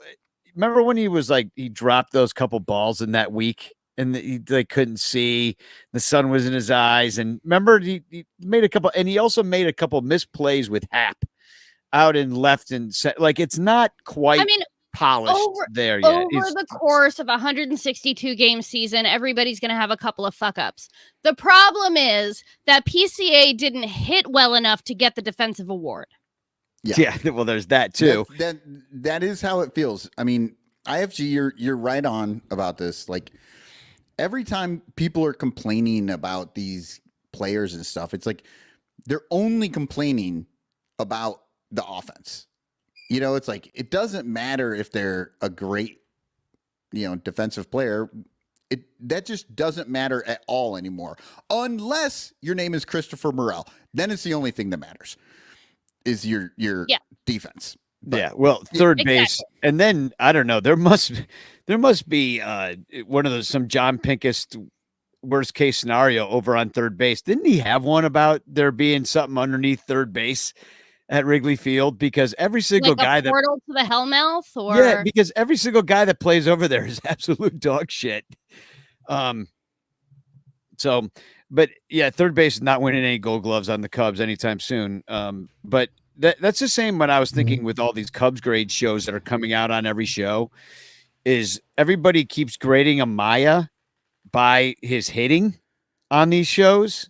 And I'm like, look at the pitching staff. Like the bullpen sucked, but like he handled most of the innings and he was obviously really good because we had a pretty strong starting rotation without even like without any like surefire aces. He did a good job with the staff. So I'm like, nobody's talking about that because everybody's thinking, like you say, what is he doing with the stick? And that's it. But catching is a defensive position. If you're a freak, now he doesn't back pick. He doesn't throw a lot of guys out on the base pass. If he did some of that stuff, then I think I'd be more like, oh yeah, well, he can hit 150 and that's fine because he's doing such a great job with the stick, with the glove. But like, anyway, I will get back into the Gold Glove. PCA, I don't care. People were saying Bush kind of got snubbed because he was pretty high up in the defensive sort of rankings of certain categories. And I was like, yeah, but he's not making these big plays. You know what I mean? He's not doing the splits like Rizzo. You got to have some flash over there. You got to be climbing a tarp, which he did this year. So he's getting there. I think he could win one. He just needs a little more pizzazz. Well, and he definitely got a lot better. I mean, if you look at his numbers and you're saying like they weren't that high as somebody else, his April and at least halfway through May was not good over there. He just wasn't. He didn't look right at first base, and then didn't he get sent down for like a week or something? Like no, I think he got hurt. Or he just sat for a little bit. Like I think they just sat him for a little bit. Oh, he got hurt. Okay, but but then he figured something out. He came back and he started getting better, and then by the end of the year, like he was really good over there. You know, but I could see in the whole expanse of the season, his numbers may not come out quite as good as some of the other guys. And the ones that people were really pissed about was the fact that Nico Horner got no Gold Glove love. And if you think about it, you know, it's like it's NL and AL. So and then there's 3 guys that are up for it. So it's 3 out of 15. It shouldn't be that. I mean, you'd think Nico would be up there for second baseman. It was a little surprising maybe that he wasn't, but you know, he had some adventures out there too, you know, colliding with people, the PCA, Seiya and him had some issues. You know, it felt like all year the Cubs defense, they were all very talented and they could, remember we talked about this, that they are also talented, that they could all get to the ball, but because they could all do it, nobody did it. So yeah. it was like they kept getting each other way. I don't know. It's so frustrating because like we were, you know, I was told that building a team for defense was going to lead us to winning a lot of baseball games. But they forgot that like you can't win games if you don't score runs. Yeah. And pitching and defense is what they say, you know, and even the old timers tell you that that's just playing a tight ball game is kind of how you got to do it. And if you got a pitcher just blow guys out, you don't even barely need a defense because he's just striking everybody out. But he can't hit for himself anymore. Well, and the thing is about Wrigley Field, you can't predict that the weather's going to be bad again this next year. And the weather was actually quite nice. It was mild. It was pleasant. Didn't get too hot. There was I think it was Crawley's show, Fly the W, I was listening to, and he said that I guess the last time that Wrigley played like such a pitcher's park was 2013. And I remember that year that I called that the summer without a summer because it was cold though. I mean, I was wearing gloves in Wrigley Field in June. Yeah. It was so cold that year. I've never warmed up. And that was the only other time, but you just never know when you're going to get that kind of El Nino or La Nina or whatever, mess up your weather pattern. Well, they have baseball scientists. Why don't they get baseball meteorologists coming out here and, you know, maybe they can look at the field and they can do all their work and then they can have somebody go out there and, I don't know, install a fan somewhere. All you need is to hire some Democrats because they control the weather. And then you can just like seed some clouds whenever you want. Every time you're playing a tough team and you need an extra day of rest, you just make a rainout happen. Maybe you have a hurricane hit Milwaukee. Danny, Sweetie, they're all on the Tampa Bay Rays payroll. Yeah, that's right. Danny, you may have hit the nail on the head. The Ricketts, very much Republicans. So the Chicago Democrats just made it so baseball weather would be terrible for both the Ricketts and the Reinsdorfs. Speaking of the Reinsdorfs, Reinsdorf's putting the team up for sale. That's a great transition. You just said Reinsdorf, and that's next. So I say we buy the team. So I've started a GoFundMe in front of me. I think if we all chip in $5, we should be able to get there. I mean, think God, I about it. wish. There's I mean, gotta honestly, how much could the worst team in baseball cost? well, $1 it's got to be the billion cheapest, easy. right? It's got to be the cheapest of all the teams because it's the worst. That's how that works, right? In capitalism, if you're the worst, then it's the cheapest. Right. Well, or right, but something. I would say Oakland would probably be the cheapest because they don't even have a city to be in. Like they're literally, if you purchase the Oakland A's right now, you're buying a fleet of trucks and a team. Right, but That's they're it. not for sale because they're trying to become baseball gambling mecca. Right? Because gambling right now is doing this thing where it's taking over the entire sport. 5 years from now, it's going to be like horse racing, right? Where the only people who go are the people who are like furiously pounding the FanDuel buttons like it's the only way they know how to orgasm anymore. And the Oakland A's want to head that up. Circles. Yeah, Lil Yumper says the Sox are estimated to be worth $2 billion, and that would not surprise me. So $2 billion. Let's say, That's okay, wild. there's got to be at least how many disgruntled Cub fans out there and Sox fans? Like altogether, let's say there's 2 million of us divided by 2. I know this is probably pretty easy math, but I'm gonna do it this way anyway. That's only $1,000 a person. If you could say there's 1 million disgruntled Cub fans, 1 million disgruntled Sox fans, we come up with $1,000 each, and we have 2 million people, and you wouldn't even need that many people. Like I'd be in for like 10 shares of this at $1,000. You know what I mean? Like I'd be like, okay, I could buy it for $10,000. I can invest in a baseball team. Hey, it looks like a freaking great business. I mean, you know how much money I'll freaking make if I put 10 grand in a freaking baseball team? All of us should do it. You know, between the Sun Ranto show, we put $100,000. What if we all went like 51-49 with Mark Cuban? He's been trying to buy a baseball team for like 10 years and nobody wants to give him the chance to do it. Yeah, we do need probably like a whale, I think, at this point. Mark Cuban. And the reason why I say Mark Cuban, I remember that he tried to buy the Dodgers for like 1.1 billion or something like that. And he was like, no way they're worth more than that. And then they ended up being sold for like 2.5. Yeah, I think he's been in on the Pirates and the Cubs back in the day. Yeah, he got shut down from the Pirates hard, but yeah, he's been in on every team that's been up for sale. He's had an opportunity until the owners are just like, we don't want him, which is insane because I mean, he already owns an NBA basketball team that I think is pretty well regarded.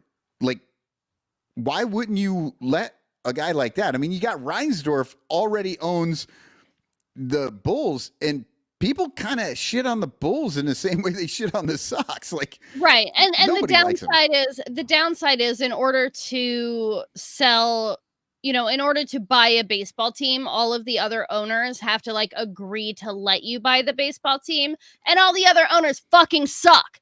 So like, I'm not like a huge Mark Cuban fan or anything in particular, but like, he's just like, he's a capitalist, whatever. Like, it's fine. He's got money. He likes sports. That's at least 50% better than whoever owns our team. And yeah, that's the key. He likes sports and he wants to win. He would be an owner like the Mets owner, like the Padres owner, like these guys that are like, we just want to win and we'll throw some money at it because this is our toy. This is not where we make our money. It's our toy. And the downside is the current owners don't like him because he would probably just like throw, like the guy who owns the Mets right now, who has more money than God, would just like throw money at the situation until he actually won something. And we can't go ruining the plan like that. You're like going off script or something. Well, it looks like the Twins are going to be for sale too. And Dominic Galoro says that the Pollards bought the Twins for $44 million, selling for $1. Probably selling for $1 billion. $1. I'll buy that for $1. No, $1. I have $1 right now. I will buy the team. Just as a charity. I will buy it and immediately turn it over to the fans. I would move. I am a good socialist. I would move to Minneapolis. We should and own freeze the my means ass of run off production. to own a team for $1. Well, I do think we should buy the White Sox, and I think the city of Chicago should actually purchase the White Sox, and I if wish. they want the money for the stadium, then we can get a cut when it's a big success, and you can turn all those Cub fans that are filling Ricketts' pockets to put a third place team out, would turn us into Sox fans because we would own the team. Wait. Lil Yumper. He says, I'm hoping for Melody Hampson, the wife of George Lucas. I doubt it happens, but imagine what Star Wars night would be like. Oh my God. Oh, man. Incredible. I'm 1,000% behind it. Let's go. Yeah. So no, the city of Chicago should buy them because they already own the stadium. They already own the stadium, right? Like that's a lease bullshit or something, or they paid for it in the first place. it's one of those Yeah, contracty so things. buy the team and then you own all of it. And then hang on to it. All they have to do is hang on to it for like 10 years and then they should be able to sell it for a profit. Well, I do wonder if there would be a possibility that the Sox would consider moving out of the city if they would rattle that saber. Which would suck. I don't like that at all. I mean, the White Sox, I'd feel really bad for their fans, even though I despise them all. But that would be stealing my joy of hating them. You know what I mean? Like they'd be like those poor Brooklyn Dodger fans sitting there in 1955 or whatever that happened, 49. 49? Mm-hmm. Yeah.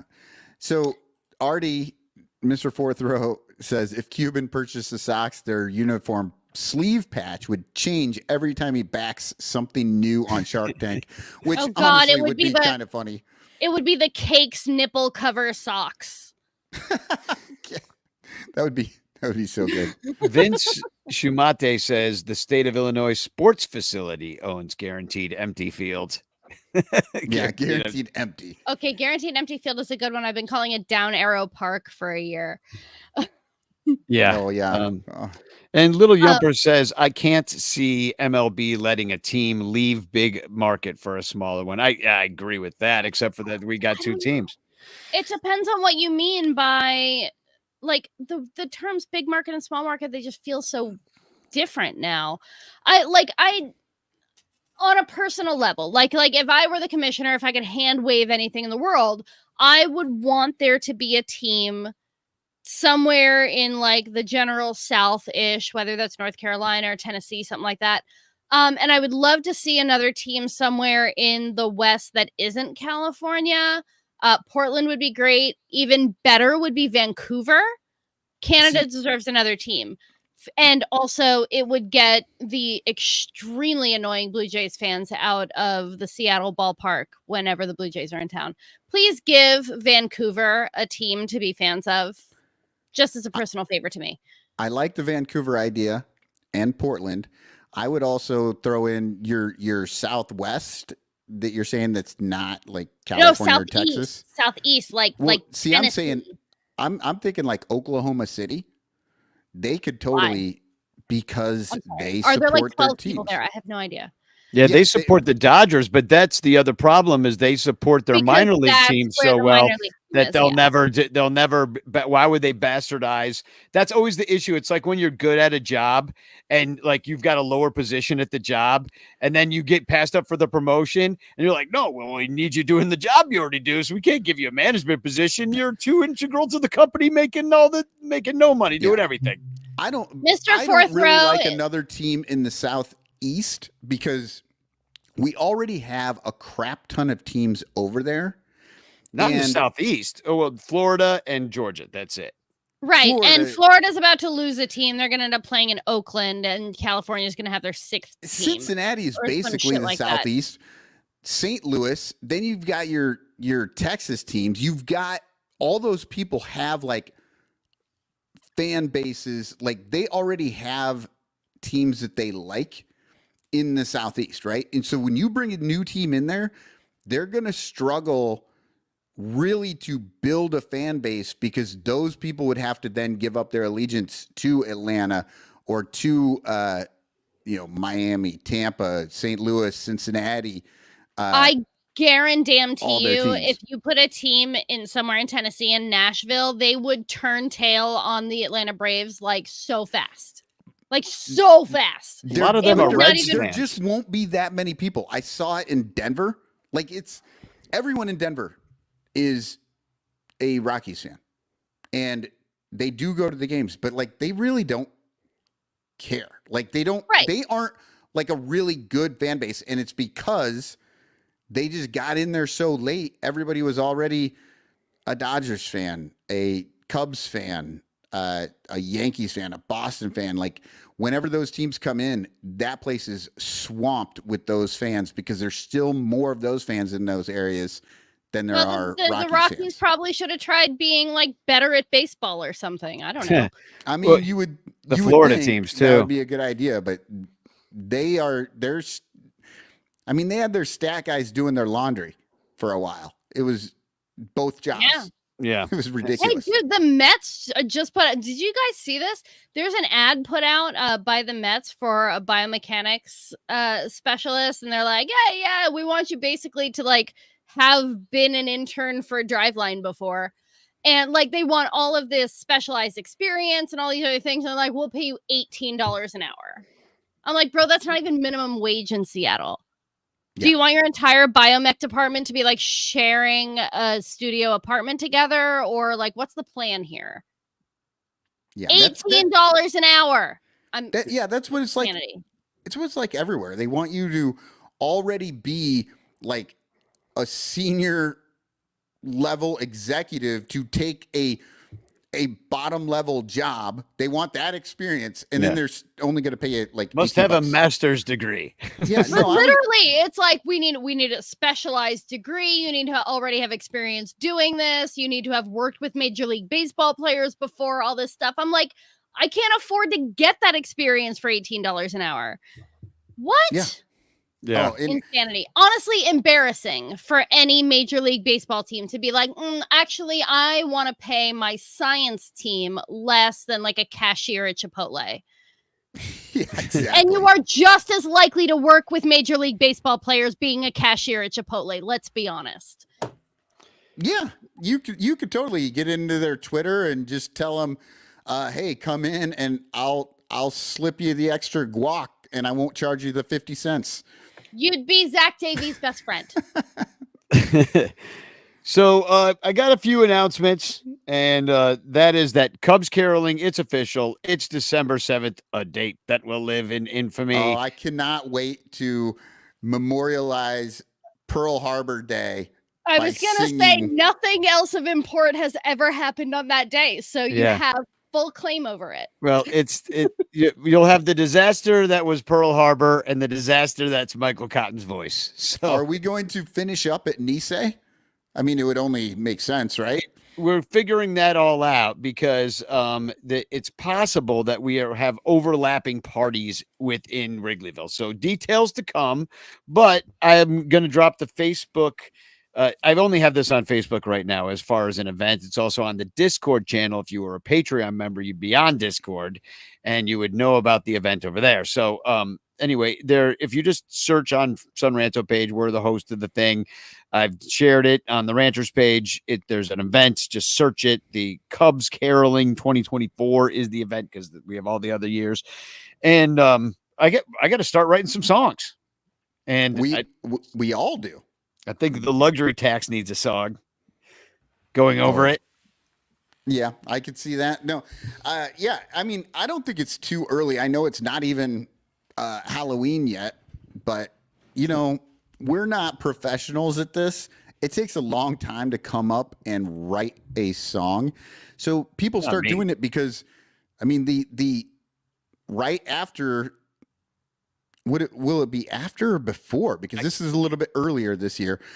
We'll have the special holiday Sun Ranto show where we show all of you singing. So that'll be later. That'll be because the last few years it's been October or December like 19th. So the 7th makes it a It's little bit early. earlier. Yeah. We're just it So is a we'll be doing little it after earlier. that. Yeah, exactly. The Sun start Rental writing. holiday show. Yeah. Wrigleyville Bum says celebrate my birthday, even though it's December 1st. Mine's December 27th. Celebrate all of us, All the December baby birthdays. ranters. Dominic Galoro needs a place to stay so that he can participate. If you got crash space for Dominic Galoro, let him know. Probably in the Discord or something. It's fine. I need to get to writing. Last year it was super easy. I could write 15 songs about how the Cubs should sign Shohei Ohtani, and then they didn't even listen to him. But now you can write a bunch of Juan Soto songs. Honestly, I've already said on Twitter, I don't know if y'all saw it. I said, if the Cubs sign Juan Soto, I am going to jump into Puget Sound. And I hate being cold, and I'm a terrible swimmer, and I am 100% confident I am not going to be called on that. Somebody said that if the Cubs sign Juan Soto, they're going to fly into Seattle to throw me off the boat. Someone else said that they would fly in to film it all happening. So this could be a huge production. And all of us are 1,000% convinced none of us are going to have to spend a dime to do this. So I'll take some of that action. Absolutely. We got Vince Shoemate in here saying he is Jesus. Oh, look at that. Happy birthday, dear Jesus. I think everybody knew that Jesus is a ranter. So, I do have a message from Cubstradamus. He did send one in again. So here he goes. These playoffs are as bad as it gets. I'm losing all of my bets. I bet on the Brewers. They ended up losers. Now I've got Cleveland and the Mets. Ha! Nobody 2024.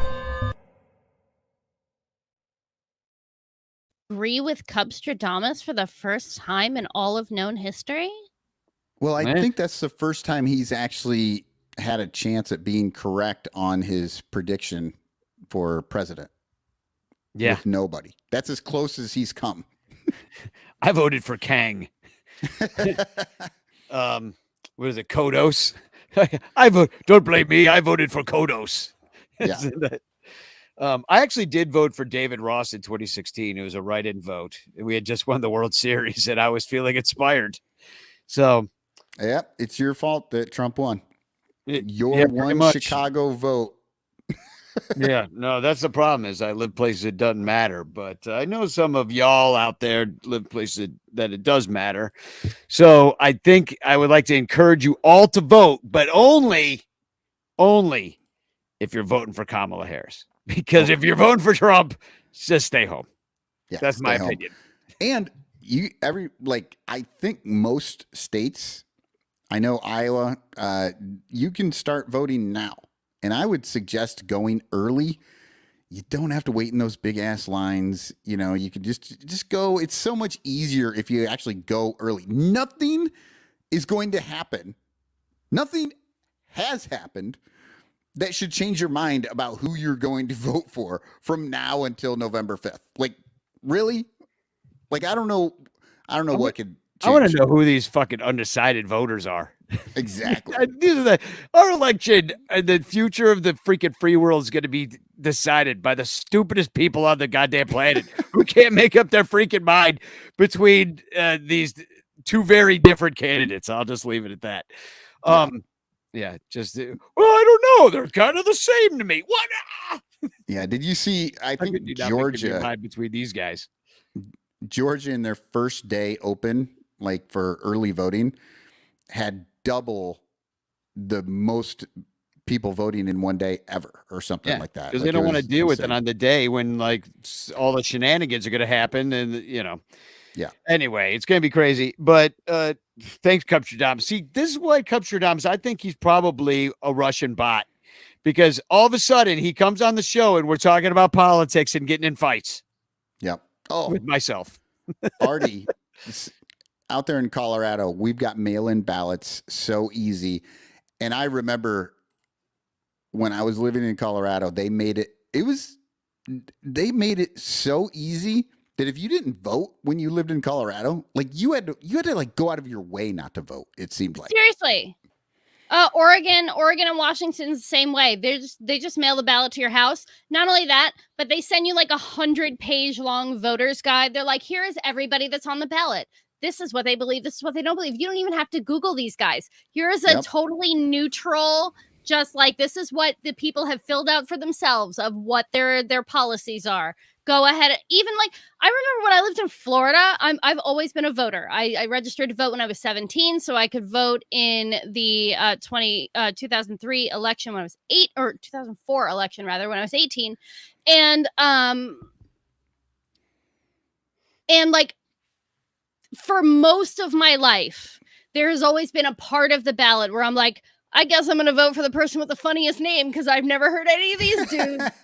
And that's how a dude nicknamed Skeeter got to be the mosquito control commissioner for Pasco County for like 12 years running, I'm sure.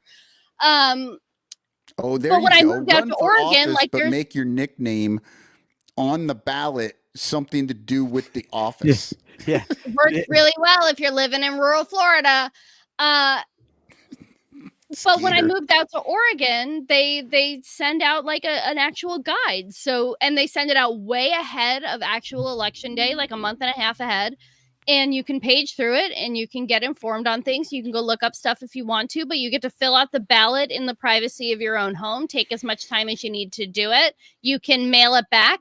If it's election day and you just realize you haven't filled out your ballot yet, you just go to the library. There's a special like locked mailbox that you drop your ballot in. You don't have to look at anybody. You don't got to think anybody. They put the sticker right there in the envelope. It's amazing. Well, that's great. Universal for vote by all mail the is people the in best. Oregon who are listening right now.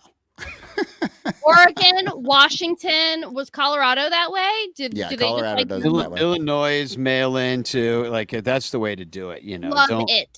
And you can still probably get it. It might be getting late to get the mail-ins going, but you can certainly get the ones that get dropped off. And you know, but yeah, certainly vote. It seems like it's the thing to do. So figure that shit out. I If know. nothing else, make sure that your opinions are a matter of public record. So I do have a TFC. That's what this show is all about. There were some opinions that are out here of public record. I got a couple. This is the first one. Everybody's giving these Cubs grades, and I just was tickled by this. Is that CHGO, they do a show every single day, so they're going through player by player, doing an hour-long show to It give must be nice grades. to not need a full-time job. I'm sorry. CHGO went out there and says, what grade would you give PCA in his rookie season? They gave B and a couple B minuses. And Rick Sutcliffe retweeted it and just goes, A+. and it was just like, all right, who are you going to listen to? A bunch of guys, sitting there talking about the team like us bozos. Or are you going to listen to freaking Rick Sutcliffe? I mean, I'll split the difference. I'll give him an A. He should hit better. But like, as far as what he's there to do, he gets an A. Like, he did a really good job. I would give PCA a solid like 95 average. Like, it's an A. It's not A minus, not an A plus, but he did the job he was assigned to do. A. Yep. It's all about meeting the expectations of what you expect out of a guy. Like, if he doesn't show improvement in his hitting this year, then we're going to be like, oh no, he's Next just a year, glove he's gonna first be bust, But if he all of a sudden hits freaking 20 dogs, we'll be like, oh my God, he's going to make the All-Star team. Yeah.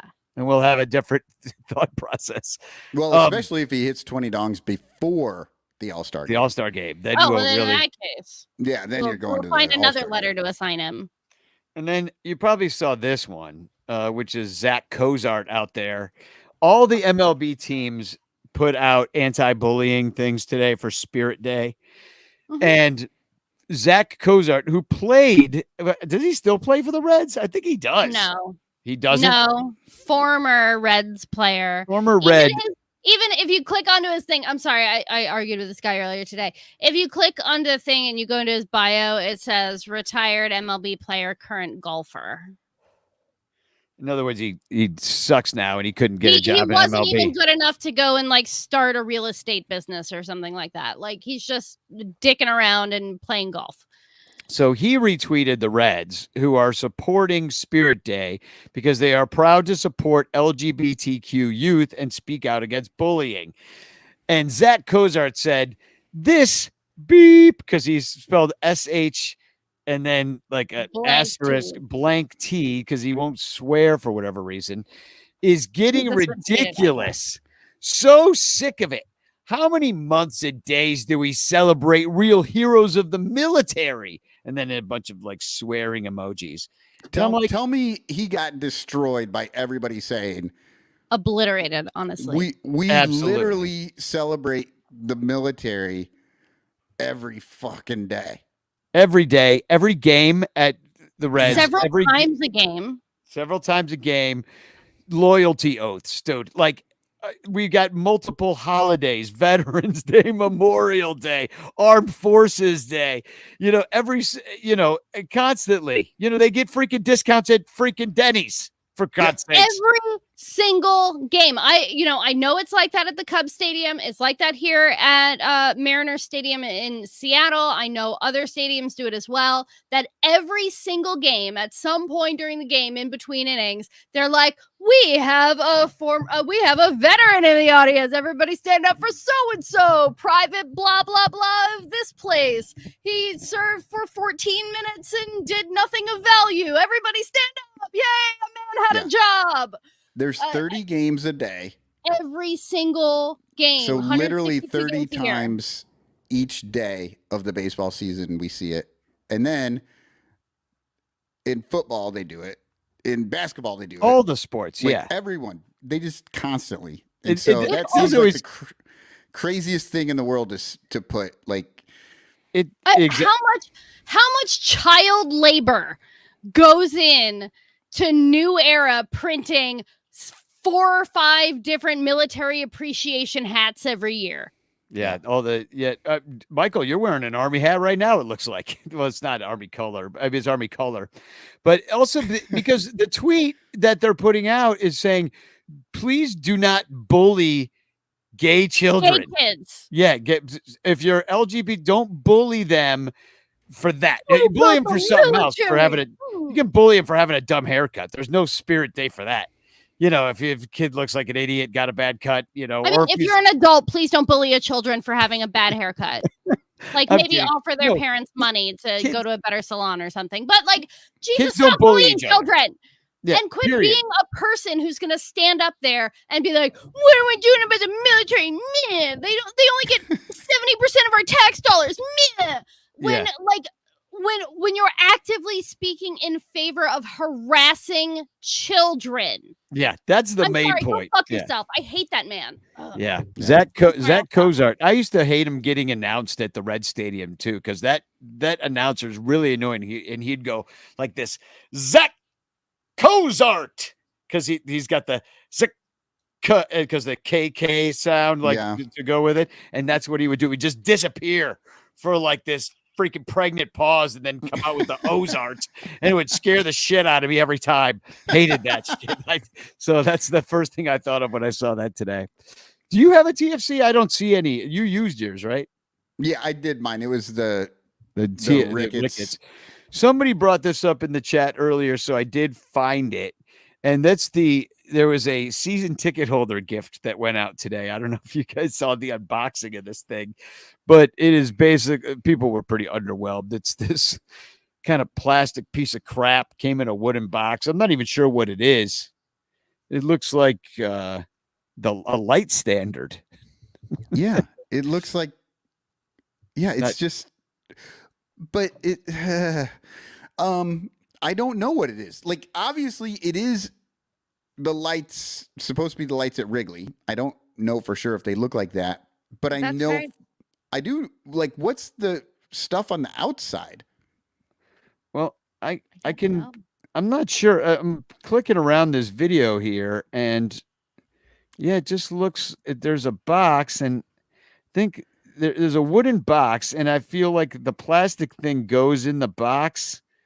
I mean, go look it up on Twitter. This isn't even worth sharing my screen because it's not going to be any more enlightening as to what the fuck it is. So this is right. This is just the first piece, right? And if you're sick, you see the wooden box in the picture? just kind of, yeah. Yeah, that thing is.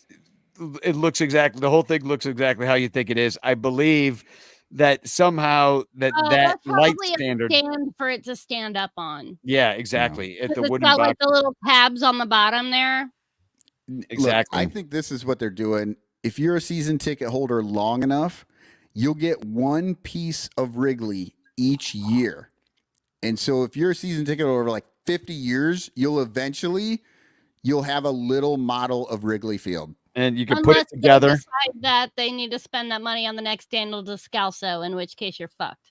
Right. And so it will literally cost you like $4 million in season tickets over 50 years to finally put together your little plastic, crappy Wrigley Field diorama. It's so sad. My flexing cube is Zach Cozart. Todd Van Steezel, who is amazing. We all big fan. All my friends like Todd Van Steensel. He's an Australian former MLB baseball player. We are big fans. He shared the Zach Cozart tweet with this hey, why aren't we being happy about bullying children and complaining about why we never ever ever in our entire lives have ever paid any attention to the military in baseball. And Todd replied, "These photos aren't AI." And they are showing Zach Cozart wearing a Military Appreciation Day jersey while playing for the Cincinnati Reds. Yeah. It's just like, dude, we cannot bully children and be happy that the military exists to protect their country. Like, can we do both? We certainly don't need to pretend that we don't pay attention to the military when it's literally like, arguably, sports in America is an excuse to promote the military. Yeah, I've felt that way for certain. So that is our show. Oh, hashtag Chance in the chat. Almost forgot to do it again. And then you can win the Frank Chance postcard sent to you by me with the message of love and doom. Let's pick this sucker. I'm just going for it. Let's pick it. Boom. Who's going to win it? I haven't sent out the chances in a while. I got to get to that. What do we got here? Oh, it's taking forever. Mike Waller. Congratulations. Cool. Maybe we'll talk to Mike later on the Discord. I'm going to go over. We have a post-show chat that we do on the Discord for all the Patreon members that want to go over there. I'll go over there, hang out a little bit, watch the end of this game with y'all. It's 7-2 in the seventh. The Dodgers are, of course, winning. We forgot the Cubs grades. We forgot. Look, well, we had guests. Okay. We didn't. Shota gets an A, Dansby gets a C, and Moises Ballesteros gets an honorable mention for next year because he's already doing amazing. And he is. No, so this is what happened. I want to tell the listeners out there. Look, we talked about this last week. We were going to do the Cubs grades last week, and then we found out that Chuggo is doing everybody individually, and we're like, oh, well, now we got to do that. And so then I did that. I started in on that. But if you were in the Discord, if you're a Patreon member, you would have seen I got into a long conversation with Waller and a couple people just like about war and about these stats. And I basically said, you know what? You don't know what war is. Like, none of us do. So I went out and I got Bill James' book and I got the links, and I am now studying how to do all of this math, the actual math myself, and so that I can understand. Then, when I get that done, we will have the grades, and I will be able to explain every little bit. We're not going to have B. What does B mean?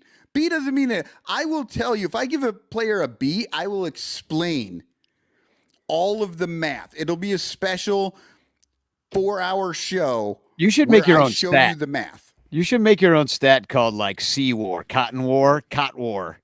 No, well, this is what I'm starting to learn. You can kind of just make your own stats. That's kind of what Bill James did. He just invented his own shit, and now everybody's like, oh, well, I guess that solves everything. Yeah, so, now we don't have to think anymore. I just shared in all of the chats if you're watching live. Somebody named Jack McLeod from Stanford University wrote a great article. I don't know if it's a great article. I haven't read it yet. It says Sabermetrics 101, understanding the calculation of war. And basically the first thing that he says is there's a few different kinds. And here's the two basic ones. And then kind of goes into like how those things are calculated and like the mathematical composition of those things, which are different. So if you're reading Fangraphs and you're reading Baseball Reference, which are basically the two big ones. So you'll see F war and B war. They're two different mathematical problems. Now, I was bad at math. Math was the thing that sent me to summer school. So I generally count on the nerds to just tell me that the numbers are the things. And then I think about them in the context that I hope that they're in. But in this case, when it comes to war, it's whatever the dorks who are writing the article say it is. Yeah, war. What is it good for? Based on the numbers that they made up. I've been hearing this since the 60s. We all know it. War. What is it good for? I'm going to find out. Absolutely nothing. Say it again. And then I'm going to bring you. I'm going to bring it because I went to Baseball Reference and they had this explanation of war and I started reading it and then there was a link. And in that there was another link. And then there was another link. And then there were some numbers that were just there and they didn't have any. So it's going to take a little bit, but we will get these grades for you. And they're going to be the best damn grades you've ever seen. They are going to be so in depth. You are going to know more about baseball stats than you ever thought you could. Do you know how make Shambi look like a fucking? Sorry, he already does. Do you know how I know war is bullshit? Because if you add up all the Fangraphs war, that the White Sox are not last. They are third to last. Like, wouldn't you think that a team that lost the most games in history would be last in that season's war? So the 2016 Chicago Cubs. So I was looking at this in the calculation for war and like team war and all that stuff. And they're like, you add up everybody's war on the team and then you add 48. I don't know where 48 comes from, but you add 48 and that will and that should be very close to the amount of games that the team actually won, right? But it will be even closer. This is what it says, even closer to the Pythag. I looked at the 2016 Cubs.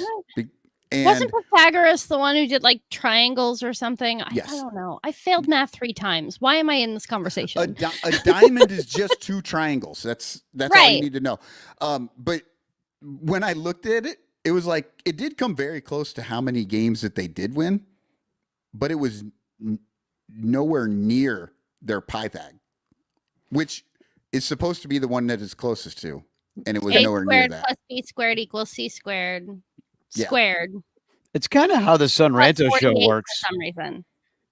It's sort of how the Son Ranto show works. You do a normal podcast and then you add 48 minutes. I like this. I pulled this out of the article that I just shared before I read it, and then I read part of it. And it says the major difference between F war and B war comes from the measurement of fielding runs, which is the defensive output a player provides. Fangraphs uses a statistic called Ultimate Zone Rating, or UZR, while Baseball Reference uses a statistic called Defensive Runs Saved, or DRS, that DRS that we keep talking about. The difference in those stats can lead to drastically different calculations in war for some position players. Now, it does not go on to say how UZR versus DRS are calculated. I think that's a different Google search. I think I'm going to research that and come back to you guys next week on why Fangraphs and Baseball Reference have such different war calculations. I guarantee it's why stuff about numbers that isn't actually learning about numbers. And that's what the whole argument was in there, was that all of the explanations are just lead to more questions. They explain how war works by telling you to add all these other things. You're like, yeah, but we don't know how that works. So then you got to go down that. It's a rabbit hole until you get to 1 + 1 = 3. Bubble, bubble, toil and trouble. I'm very interested because I'm a big errors truther. Like, like I really feel like I don't like how defensive stats historically have been put out, because like you look at like prime Cubs Javi Baez versus like Cubs Addison Russell, and people are like, Addison Russell was a better defender, and I'm like, Addison Russell didn't get errors because he didn't try very hard. And Well, Javi got a bunch of errors because he tried to do impossible things and sometimes it didn't work. Well, you'll be happy to know that the 3 shortstops. Oh, actually, no. Mason Wynn has a lot of errors. 2 of the 3 shortstops have really low number of errors, and then there's Mason Wynn, who has 18, which is kind of a lot. But maybe he just tries impossible things and sometimes it doesn't work. Right. Yeah, Dansby Swanson was his metrics were really great. I mean, he probably will win this thing. He's probably the only one that and Hap will win because he's been winning it. But I don't want to retread some freaking Gold Glove thing that doesn't even matter to us anyway. Let's just get off this show. Why don't we wrap this up and go to the Discord and we can talk about some of this over there. Exactly. These earphones are hurting my ear. I'm sick of wearing this hat. So I'm going to play a new song too. We got a new commercial. We got a new song. So I'll just end this by saying thank you to our Patreon supporters, especially our super duper ranters. You know who you are: Blake Beard, Rogue Wave Creative, Mike Waller, Cubs PS Plus podcast. Also, we have Matt Kammer's Permanent Paintings, and of course, In the Clutch shirts, code Ranto. And here's a song I wrote this last week. It was funny because Ricketts is an idiot. So Spagog. Spagog. Hello, Cub fans. It's Tom Ricketts. Thank you all for buying tickets. We did not meet expectations, but we're still raising our prices for inflation. The Cubs made a lot of money, 'cause you morons kept on coming. Though our players really tried hard, they were still not good enough to make the wild card. I made dough 'cause you drank $20 beers, watching a disappointing year. I just want to say thanks because I'm making bank. We've got veterans, we've got prospects. Fix the bullpen, fix the offense. I hope next year will be better, like I said in last year's end of season letter.